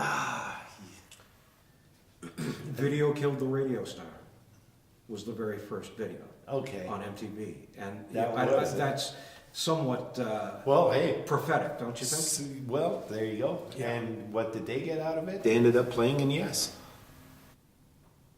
Who? Jeff Downs and Trevor. Oh, Trevor Rader. No. That was before Trevor. Huh. The guys from that band that put that video out. Right. They went on to Yes. Yes, the two of them. I didn't know that. Well, good for them. Yeah. But that song, to me, was somewhat prophetic. Yeah. Yeah. Right, because now there's a and some people got very, like David Bowie got super famous because of his presentation, the visual aspect. So, Right. do you want art to be compartmentalized? Then music is music, Visualize, just visualize. Absolutely not. No, there is an entertainment element to, even Frank Zappa said that. Right there. Frank Zappa said there is an entertainment element, but Frank Zappa said, Yeah. he said there's an entertainment element to music. Yeah. And I agree. I mean, I did the Joan Rivers show Right, when right. she was here in town Yeah. before she died. And I mean, I don't think I've ever worked with anybody that professional in my life. I mean, she was not her persona. She was a real force to be reckoned with. Right. But a great person and just knew what she wanted. Like you're saying she was the same off and on stage. No, I'm saying she well, she was in terms of she had no problem, dropping any bomb, at all, and calling people out on their shit, which she did at the venue that I played at, to the venue themselves. But she was 100% professional. There was no, schmutz about her. Yet, there was an entertainment value that she had, an entertainment quality that, of course, you want to see. Mel Torme has it. Right. All the great, Elvis. I mean, come on. Yeah. And so I understand the element of entertainment. I get it. I just don't. I think that you need to be both in order to succeed. And now it doesn't necessarily seem that way. It seems like you can put something on YouTube, like that, what's his name? William Hung, the guy in American Idol, that Asian guy that sang so bad. Right. And yet, blew up. More people know him than the winner of the whole contest. Right, and I know that's an anomaly. I know that's a one-time deal. But it's the tabloid factor, right? Absolutely, right? Which, once again, is do we need that? It seems. Do we need it really as people? Well, I don't know. I think it's unavoidable, unfortunately. Right, I'm just saying it's There's that, I mean, don't forget the law of averages, right? It's like half of the people are dumber than you. Right. Right? You know what I'm saying? No matter where you sit, the laws of averages are such, right? So there's people that go for that. There's people that go for the other. But those who don't get the education or at least the exposure, I would say at the prime time is between 0 and 2. Right? Who don't get the exposure at that moment. Well, they say you learn what? Half of everything you're going to learn by the time you're 5. But by the time you're 5, things are, there are certain things that are instilled in you that you can't get rid of. Right? Good or bad. Yeah. And I think you were talking about that with Beato. And that's what I completely agree. I just wonder if we shouldn't be informing each other of that. And the fact that when we're already too late to change. Well, we're not necessarily, not in that respect. I'm talking about the things that become inherent up until a certain age that we can't change. But there will always be things that we can change. Right. We can change our perspective. We can change our belief system. I did 10 years ago. After a profound After profound loss. That's what happens. Absolutely. It's that's always another a profound great experience of some kind, because otherwise we'll just keep trucking the way we've been, right? Right. Because nothing has hit us hard enough to, it's like the drug addicts. The ones that survive, they only stop when they get to a near-death experience, right? And then it's like, okay, I gotta stop, right? Right. When things get bad enough, people change. Yeah. Right? Because So- you have to survive somehow. So do we let the pendulum swing further until they get bad enough for everybody to have that conscious? I think that's what you and I think that's what this is about. That's what you and I are talking about. Yeah. And that's where I think part of it is going to come from. I personally believe that whether it's politics, music, art, anything, it needs to come back into the hands of the people. And it has. Not yet. Yes. You think so? You think in the States it has? Politics? Yeah. Look. What? Okay. Explain. Numbers. I have to. Simple. One viewership of one episode of, let's take one of the more prevalent examples, like Joe Rogan gets more viewership than all the TV stations combined for whatever show they get. Right. Right. People are flocking to. They're done with the the prepackaged stuff. They're done with that. I agree. Right. You know, the fake, And fake news that everybody's talking about. even if it's not fake, doesn't matter. Right, no, that's what I'm saying. If it's not fake, it's still biased. It still leans too heavy. It's still For its own short, self-interest. very short sound bites. Right. 6 minutes. You know, the whole, I got sick of it, but I'm sure a lot of people going through it, right? Where it's like, do I want to stay up and watch whatever late night show to have some artist come in and say, oh, okay, that was a great song, so what are you doing these days? Well, I'll return. Okay, thank you, bye. Right? Well, but there's zero depth to what happened there, right? And people are tired of the bubblegum. After a certain age, right? They just get tired of the bubblegum. After you've been fed enough candy, you get sick of it. Right. It's simple, right? Right. And now, finally, there's long-form conversation, and people want to like listen to that, you know. And in they that can respect, tune I into can't disagree whatever with they you. I want. think it And is changing. I think the viewership is, you know, and we're in busy times too. So nobody expected podcasts to actually, you know, everybody thought, well, YouTube, you know, but no, it's actually podcasts that overtake YouTube in the numbers because people are busy. But, you know, some people are saying, you know what? You think people need substance. You think people are desiring substance. Is that what they... Once they get the ability to listen to something, people have always listened to the radio, right? It was always like the whole thing in the 80s and 70s was that everybody had their little radio station, no matter what kind of crap was playing through it, whether it was easy listening or some talk radio or whatever. Point is, people want, you know, while they're doing something else. There was better quality. And now better quality back. And now well, in some sense, yeah, but like the quality's out there now, in not in radio, but in podcasting. Right. I'm going to agree with you there. I think you're right. Everybody that has the kind of, you know, driving a forklift all day long, you can have headphones on, no problem, right? Mm-hmm. And you can listen to some really in-depth stuff that you would have never access to or you would have to go to the library, find the material that you don't know what you get, because a lot of that just gets thrown at you, right? And it's like, oh, I never knew that.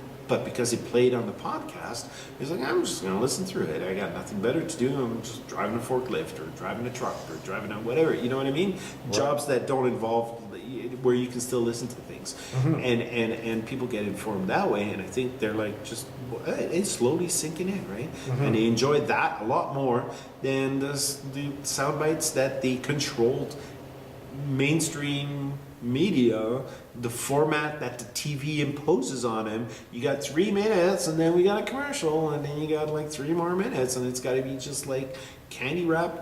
We won't tell you what's going on, we'll just tell you what to think about it. People are tired of it. I think that's why the whole long form conversation, just like we're having, is the underground movement. We'll look back at that and we're going like, that was so the underground movement. And it's, you know, one day it's not going to be underground because it'll be the majority.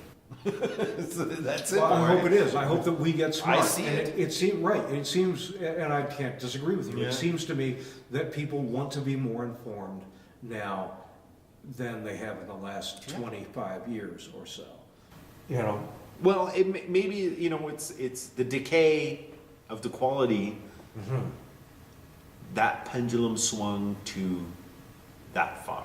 Until people, and luckily there was new technology that happened to like just overtake, but who knows what else? If we didn't have the new technology, how would they find it somewhere else? Maybe there'd be, you know, well, think about the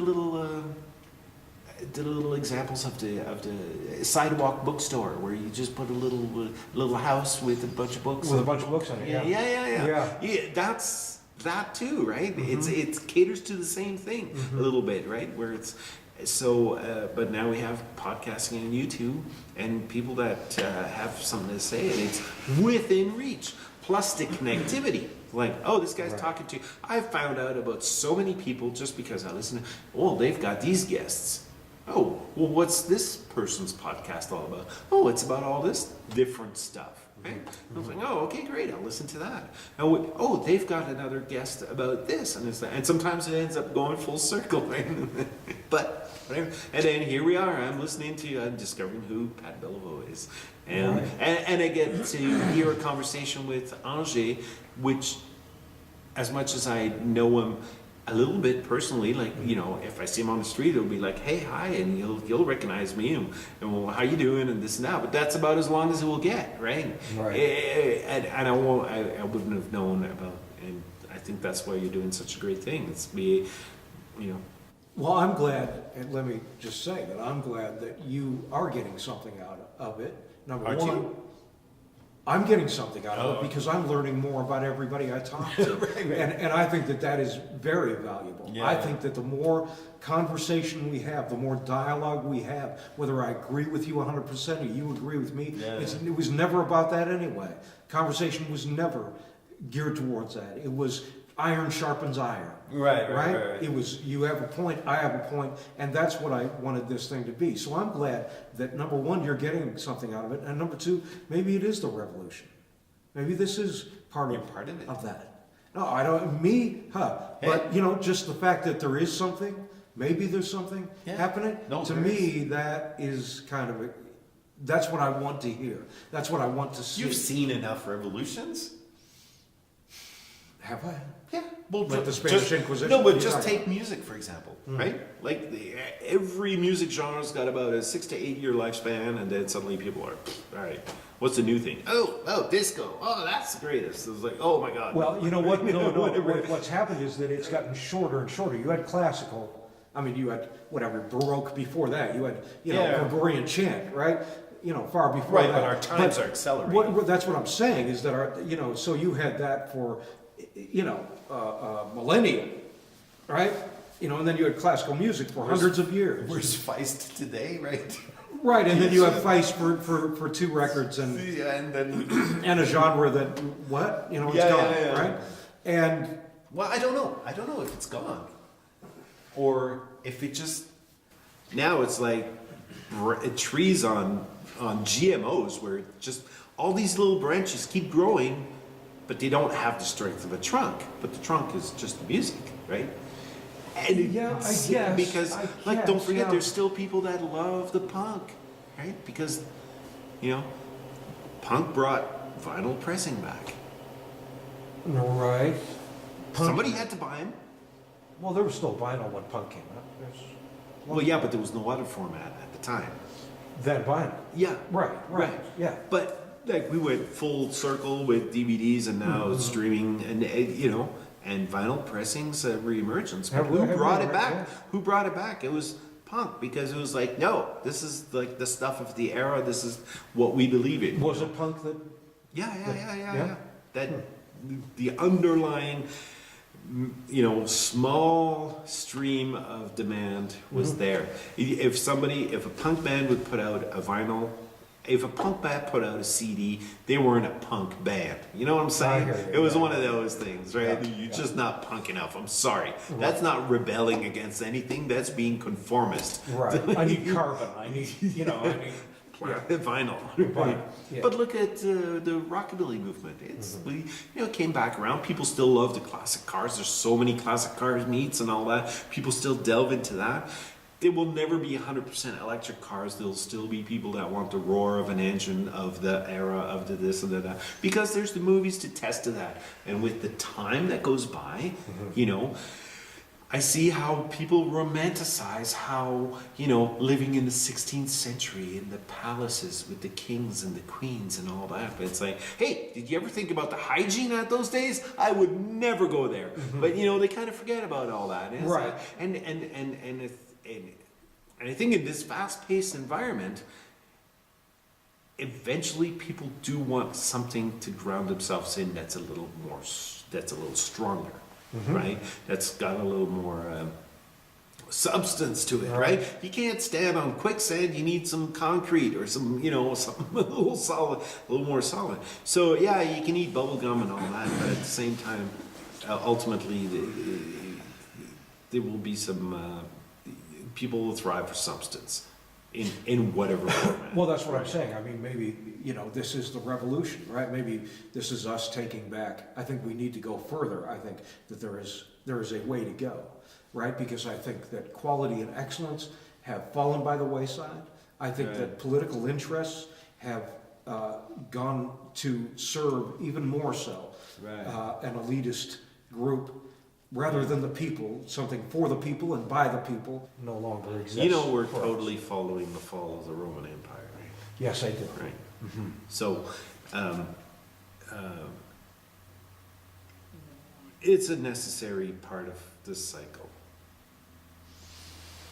Right, Everything because, well, is- I guess because history teaches us nothing, right?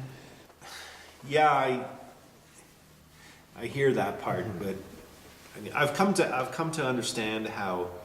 Okay, if you take it like life stops at 0 degrees Kelvin. What's the other thing that stops at 0 degrees Kelvin? The molecules stop vibrating, right? Right. So that's when there's actually 100% stillness, and that's why there's like zero heat. There's no below that, right? So right from that point on, everything is, well, we call it vibration because it's such a small movement, but it's a cycle, right? Just like, so now at our scale, heartbeat is a cycle, right? Little squirrels, their heartbeat is like really fast, right? And planets, the sun has got its cycle, and we're part of this big thing, and we go through cycles. And if you look at history enough, you can just like map the whole cycles out. You can map them. They're consistent all the way through, and I know it's so hard to accept that we couldn't learn from history and say, well, let's not go down that path again. Right? Do you think it's inevitable? I think it's inevitable because Don't you think that we could grow from that? Don't you think at some point we could learn that we could become a type 1 civilization? no, because of the generations. Like every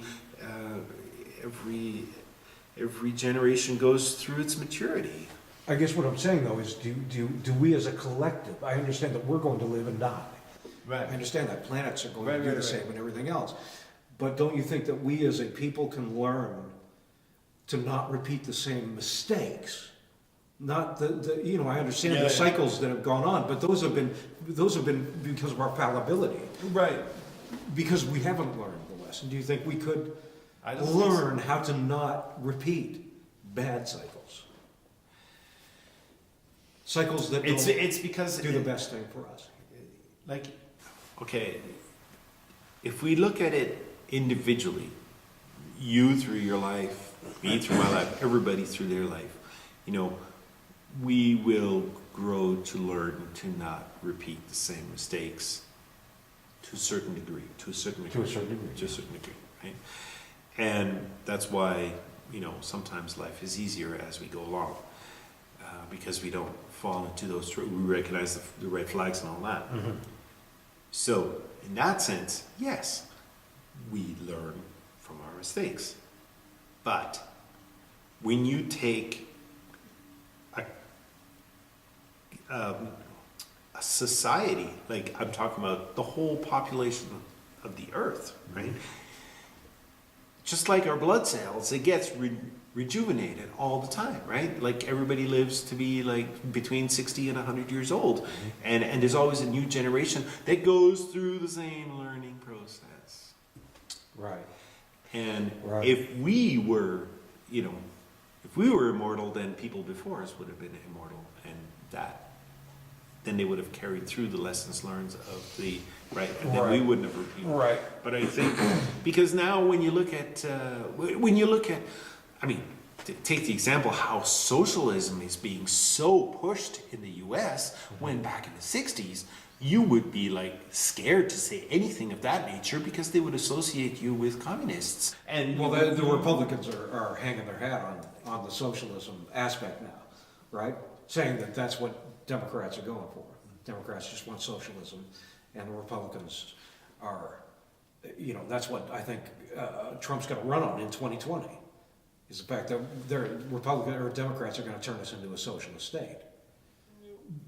Well, have you seen what they're proposing? I mean, What the Democrats are proposing? yeah. It's as in, well, take the sanctuary cities, for example. Right. Those are democratically run places. And now, this is the part where I have cognitive problems with accepting the same thing you're saying.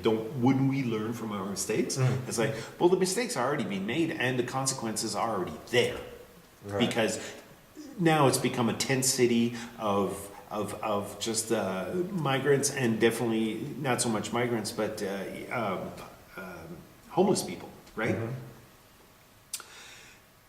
And there's no solution for that there. They're just there because they let them be there, right? But nothing's elevating their situation, right? Right. It's There's no just growth. polarizing more people to go there because they're like, oh, we can go to San Fran and live for free, basically, right? I mean, there There's was not some much kind quality of in this no, thing. no, but they don't. I don't think that the people that are really pulling the strings at the top, well, anybody at the top is really vying for power more than anything else. So whatever vehicle they sell their message through is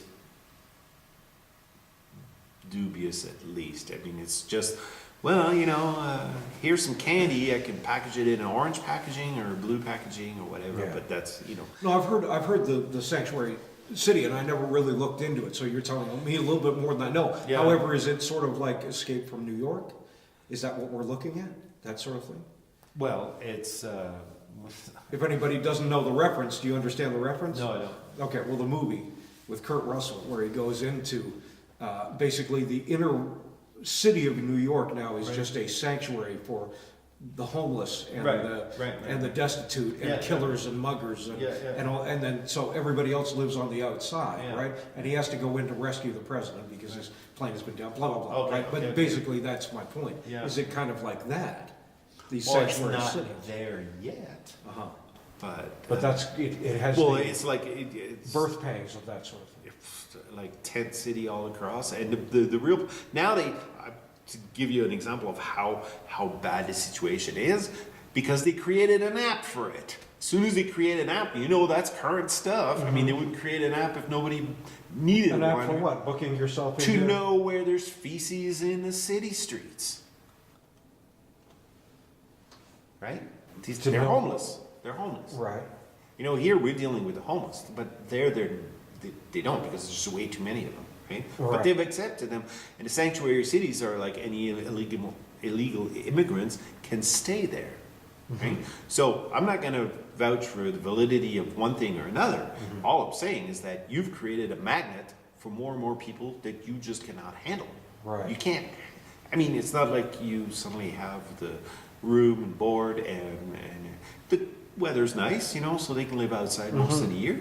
But still, people. Most of these are southern states. People, yeah, but people still need, a minimum hygiene, and they're not able to provide that, right? Right. And so, and there's absolutely it's not like a gold rush or something where there's actually something to do, something to validate your existence, something to give you, meaning, Right. meaning for your own life, right? So none of this is productive, and giving away more free social programs only fosters, when you're given something for free, do you care about it? It depends on what you're going to do with it. Yeah, well, get Right. a free ticket to a show, don't even need to go, really. I suppose, yeah. Yeah, No, I see that there's an undervaluing. I understand completely what you're saying. So, but if in you- some ways, if you and in spend- some hands, it depends on what you're going to do with that thing. Right, but and now they get food stamps, and they get they get a cell phone. Oh, hey, I'll tell you, most of those people aren't going to move a fucking inch. Right, exactly. Yeah, they're exactly. taken care of. And so. I get it. And so, creating those situations is not helping the people that are coming there, although they pretend that it's helping them. actually the migrants have much more meaning in their life migrating than they have once they reach the Once they get there. destination, Right. right? You Right. know, but At least they're moving it's towards the- something when they they're, are, well, they migrating. don't know what's waiting for them in the sense that, they think that, and sure, someone who's entrepreneurial will be able to, thrive in the U.S. somehow, as long as they don't get caught, right? Which is fine. But the point is, So you're just so I know, you're safe as long as you're in the sanctuary city. Yes. You could stay in the U.S. because they're on that side of the border. Yes. However, if you leave there, then you are considered an illegal immigrant. well, if you get, yes, like I forget who it was. It was I think it was the mayor of San Fran was actually broadcasting when they were broadcasting ahead of time when ICE, which is the Border. Border Patrol, Yeah. let's say in the internal Border Patrol, was going to come and do a raid, right? So that is about as sanctuary city as you can get. It's like, okay, hi, somebody's coming, right? Right. Which is, so when was the last time that happened? Well, that would have been like maybe in Germany, right? During the, the hide the Jews. Okay, these people are just being deported. They're not being sent to a gas chamber or labor camp, right? So Right. the situation is very different in that sense. But Well, so there's problems on both sides of this equation then. yeah, because- well, I mean,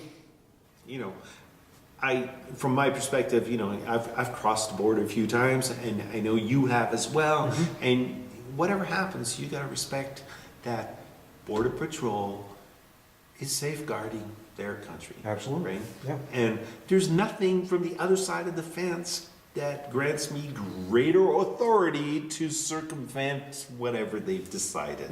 It's just right. The same way I'd like it for people coming in to this country. Right. I agree hope that they would- borders they are would- important. they would need to.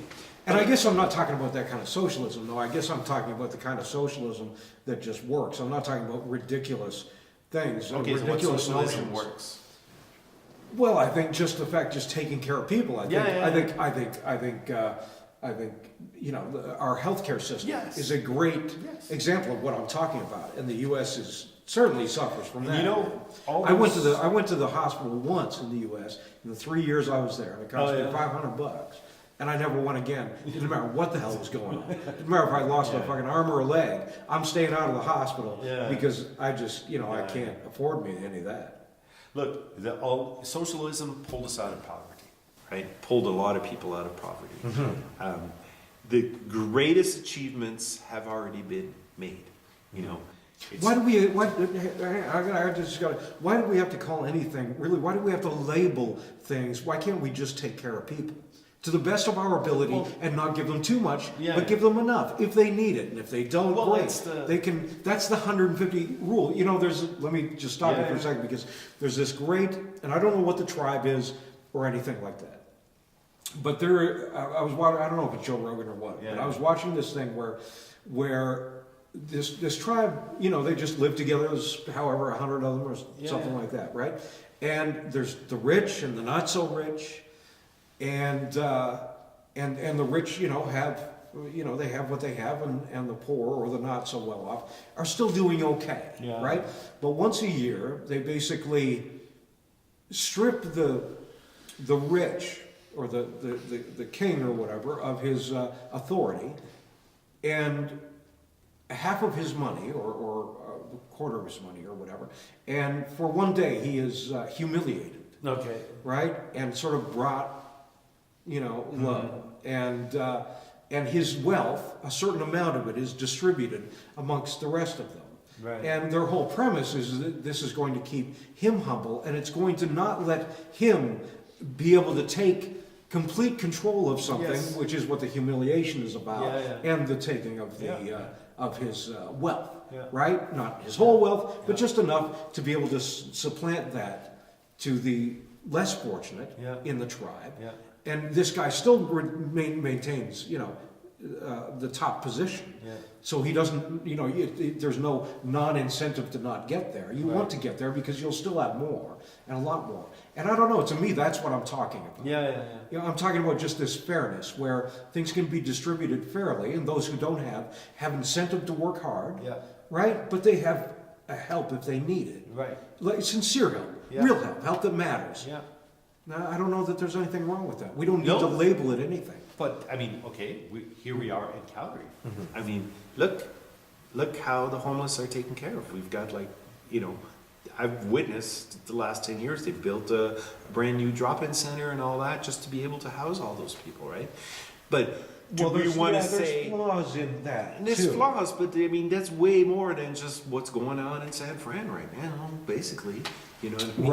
Right. And the Canadian healthcare system, there's a lot of other healthcare systems that are not doing so well because, and even within Canada, I know that, I lived through a little bit of some of the growing pains of some of the, like when I was back in Quebec, there seemed to be some issues. Anyway, point being, we're still on the, we're still doing a lot better than anybody was 50 years ago in that sense. Agreed. Okay? Agreed. Not only that, but worldwide, when you look at, when you're just saying like the global population, back in 2001, I think the UN had set out a target to try and diminish world poverty by X amount, right? And they actually, within 10 years, and I think they overshot their projections by 2 years, where they were able to cut down, and where the biggest things have happened is definitely in child and birth mortality, right? Where suddenly, and a lot of it's happened in Africa, where they've been able to take care of, I heard that, and they actually beat it, by 2 years or so. by 2 years, right? And so globally, a lot of this is being happening. What I'm seeing right now, as far as like what's being presented by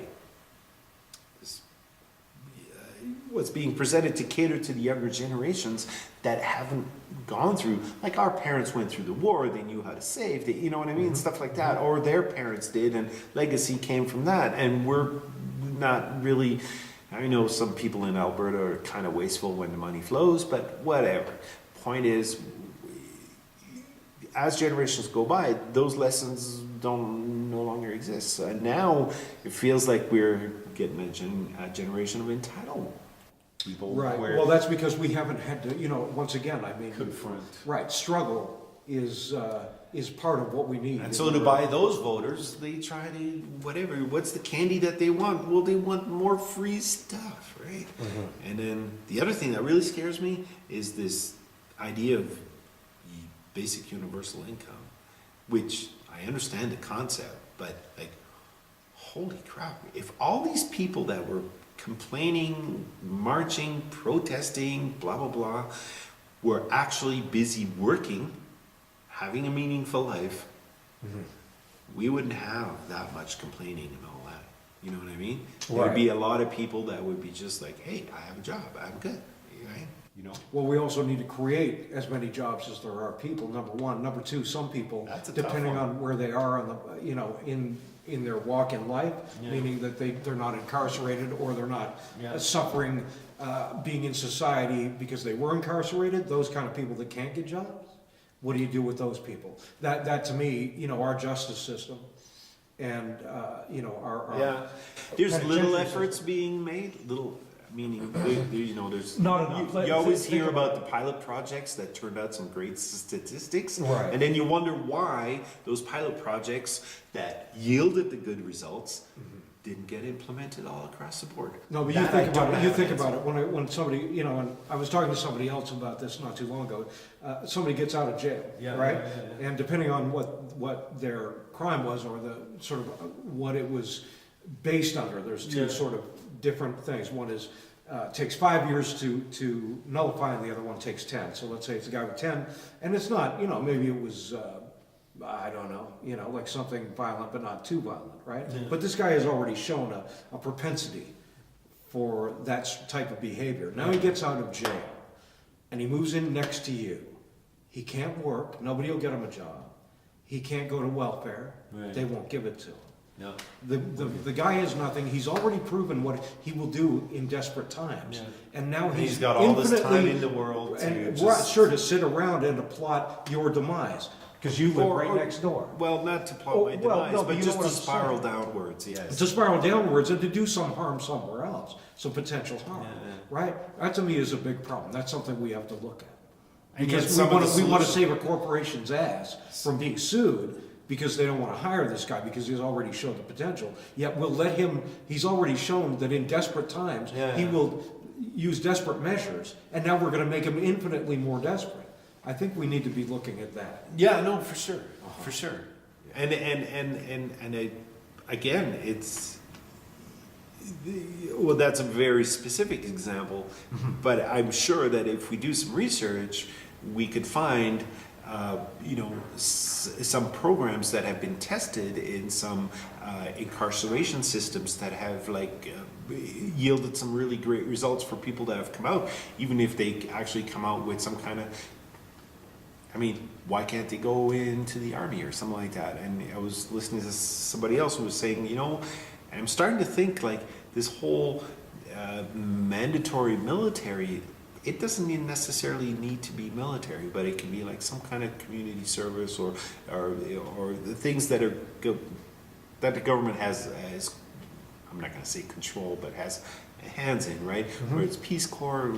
Anyway, there's a lot of ocean and fisheries or things like that. Why can't they take those people? You know what I mean? Right. And Well, then maybe they can. I'm not sure why they're not. there's that, and then there's also the, we've heard countless times, like people would, aimless youth goes in the military, comes out a man, kind of thing, right? Now, I'm not saying it's for everybody, Right. but there's people that have definitely benefited from and could have gone completely into a different path because they didn't have that. I'm not saying the military is the only way, but there's a lot of things that the government has employment situations in that they could be ownership. You know what I mean? You Sure. put him to jail. Yeah. Are you going to just let him rot and uneducate there? Or are you going to put him through some kind of program that I'm sure has already been tested somewhere in the world and has yielded some Because in great Canada, results? life is still only 25 years, so that guy's getting out. And when he gets out, is he necessarily, if you put him back into a destitute situation, You've got control over his life for 25 years or less or whatever. right? And then you're going to release this caged animal. Well, what are back you into doing life. with that life while you've got Well, back control over it? into Nothing. the zoo? You know what I'm saying? That's where they should be doing something. Don't just lock him up for 25 years and then kick him out. It's like, well, you Well, can that's only another keep kids in school for so long. Right. But now you've got that. You've got an opportunity to turn those people into great citizens if you put the effort in, but they're not. No, they're just all they do is sit in. But jail. yet, there's been pilot programs. and they that talk to have shown- people that are just as pissed off as they are. Yeah, yeah. Every day for 25 years. Yeah. Think about it. Then you let them out and you say, no, you can't get a job and you can't get any money. Yeah. But move next door to the Joneses and let's see how much the Joneses like that. And how are you They're pay not for gonna that? like that. Yeah, no, for sure. That's not going to be any better. And I'm not saying that whatever the guy has done does not need to be paid for. It absolutely does.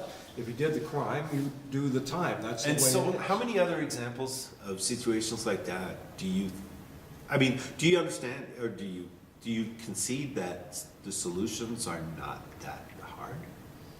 No, I think they're actually pretty simple. I just think Okay. that there is. I just think that there is. An unwillingness to implement them, or Well, I think that nobody wants to move at the top floor, because they don't have to, and because Well- they don't want to. No, because they don't want any of their income to be compromised. They don't want their stature to be compromised. They don't Aren't- really aren't- want to aren't- think or do. aren't we? They just want to be. Aren't we witnessing a unique and first example of someone standing up to do what they were asked to do? Who? the whole Jody Wilson-Raybould case. Sorry, which? The Attorney General just got fired. She will be a hero. And sadly, she'll be a hero because she's the first one that's actually going to stand for something that's righteous, right? In respect to? In respect to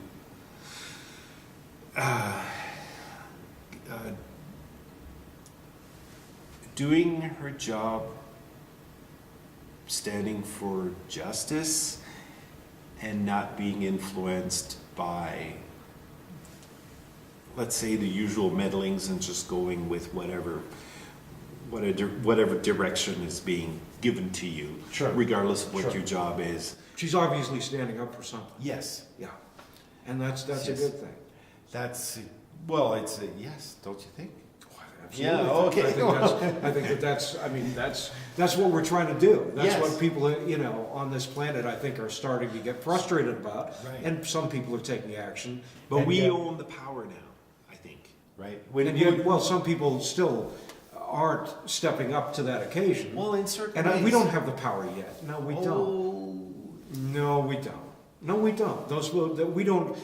We don't have the power. We and don't have control the big and the hammer. money that we. collectively we do. But we don't know that quite yet. Yes. We're getting it. We're getting to that Slowly. point. Right, but we're not there. No. We're still, especially if you look at the States, I mean, they still want to praise the rich. Even the poor want to do it. And I can't figure out why. Why do you want to put the rich on a pedestal when they're the reason you're poor? Yeah. I mean, Well, that's because they're buying the Kool-Aid. They're drinking the Kool-Aid. right, but Environmentalists. I know, but here's the thing, they've been drinking the Kool-Aid for how many decades, and they're getting sicker, but they're not dying. So why don't you take a look Well, at how that? did Trump get elected? Well, yeah, no, I know that was just another, what people would call a last-ditch effort. Let's see if this rich guy will do different than the other rich guys did. I think he got elected just because he was the only one that was not from the political,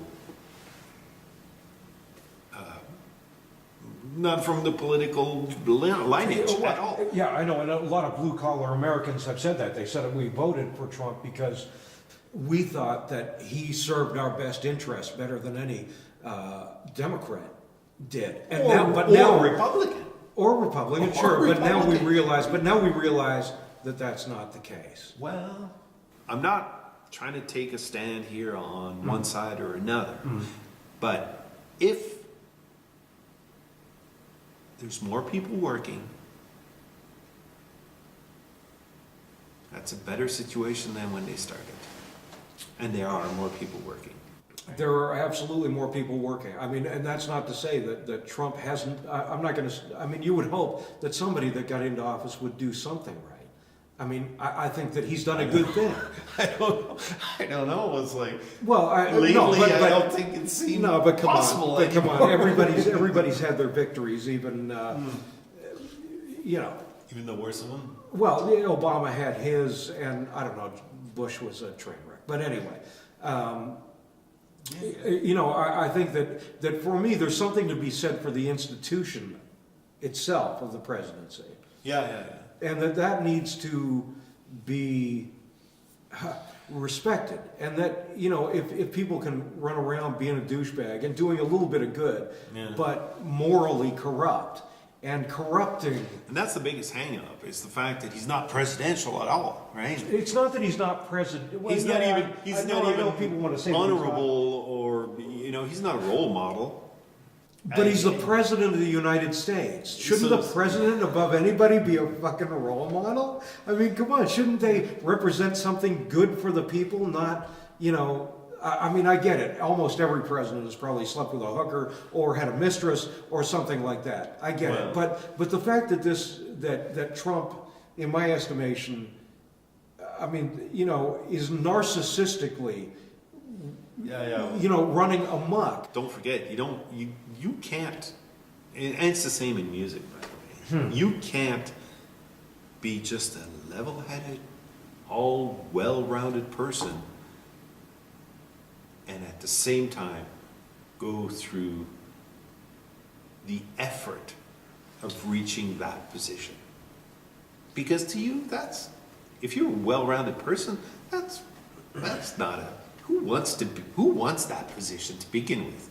Do you really want to be the guy at the top that everybody craps on for every day, all the time, for all kinds of reasons, from every front? Sure, this speaks on another level. It takes people, it takes special people to really want to get that far. Right, and when you say special, I think you mean that in both, in both positive and negative Well, terms. they have to have some really, they have to have some extreme drive, but it's like the same. It's the same for the top, the CEOs of the top corporations and all that. Those aren't people that do a 9-to-5 job. No, they're like invested 24/7. You know what I mean? They get 1 hour sleep and all that. And it's like that's what I'm saying.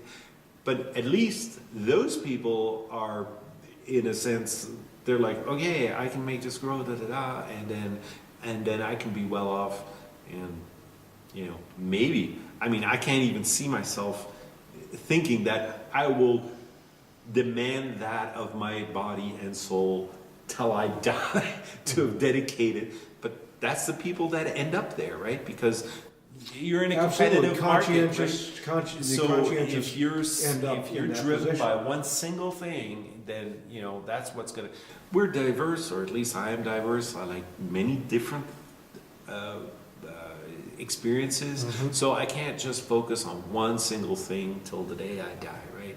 So I'll never make it to the top of anything. See, I guess I can't. That's why I chose music, or music chose me, really. I mean, I had very few interests as a kid, and even more so coming up into my teens. I had to hang my hat somewhere. I had to bet on a horse. And music was a love. It was a passion. It was more than that. It was me. It was sort of, personified. It was Undissociable. Whatever that word is. You couldn't dissociate. Sure. Yeah, it was that too, Bob. It was. You couldn't separate the two. Right. And so I sort of understand what it means to go after something and to go after it hard. I suppose I haven't quite met with the same fiscal success as someone like Donald Trump. But I know what it means to go after that. It's just that I'm trying to do those things still with some integrity. Right. In a dog-eat-dog world, that doesn't. Sooner or later, you But lose. that's the problem. You lose to the guy who's going to step on your head. That's the problem with the world, and this I don't know how to solve. I'm not being utopian in this. Let me finish. That's I don't know. human. Hang on. That's human. Well, sure, it's human. Here's my point, though, is that I think the world has become so big, with so many people in the countries that we inhabit and the states and everything else, that it is becoming that dog-eat-dog mentality is sort of taking over. Whereas if we were in a group of 150 people, I don't think Donald Trump would be president. I think that we would find someone who matched better what we are looking for as a well-rounded individual to take care of our tribe. Well, but we've gotten so far away from that's because of homogeneity, right? Explain. We would be, that's The homogenization, you mean? Well, we would be alike to begin with. There wouldn't be that big of a difference between all of us and 150 people, right? Right. Or the few that would be, it would be very few that would. But I think as the numbers are such that there's so many people that there are very large groups of very different people. Right. And so then you get a guy. That it maybe isn't necessarily. You can't vote for somebody who didn't show up, right? So Well, that's very true. That's very true. thing is like That's very true. The choices seem to be the least worse of. Well, no, that's very true. That's why I think in the last election, at least in the States, there should have been a third choice. There should have been a third party. There should have been some independent. He is the third party. Who? Donald Trump is the third party. Because he was outside of the whole political strife. They knew that Republican, Democrats, they've swung back and forth so many times and didn't really see any difference in the whole outcome. I see what you're saying, but he was still attached to the Republican Party. Well, because he knew as an independent he couldn't do it. Like that was a calculated risk, and he figured out that he could probably, you know, He had there to was attach some himself, right. there was some genius in the whole framing the whole thing up, right? Mm-hmm. After that, there's a lot of contention about, is he just a bumbling fool, or I don't or think if he's a fool. I don't think there's some you know. intelligence, but framing it and then getting help from the other side saying, oh, we want to make sure we run against him because nobody will vote against him, right? And that we know that there was some help in putting things together that way. Look, I'll say the biggest problem with Donald Trump is not all the, you know, whether it's the sex scandal or whether it's him being a douchebag or him. My problem with Donald Trump, the individual, is that to me he's a distraction, because the people need to be looking at what their problems are and how to solve those, and everybody's looking at a person. But isn't that what they all do? Distraction? Like, that's the whole trick of a musician, is like, oh, look over here while I do this over there. Whether they do it or not, that's what we need to figure out as people, is that we don't want the distraction anymore. We don't want the cult We'd of like it to be personality. slicker. We don't want we don't want the cult of personality. We want somehow, and I don't know how, I'm not that utopian. I'm not trying to say that I have the answer. I'm just saying that I think that's how we take our power back, is by well, I don't know, electing someone who is ultimately going to do us some good. But again, the right person's got to show up. You know, And that's what I mean. there was a few instances. I remember Ross Perot, for example, right? And he was like, look, if the economy's rolling, we can afford everything else, right? And he was like, we got to do this and we got to do this. And he was speaking purely as an economist. People couldn't stay. He didn't have the charisma to garnish enough votes, and he got voted out.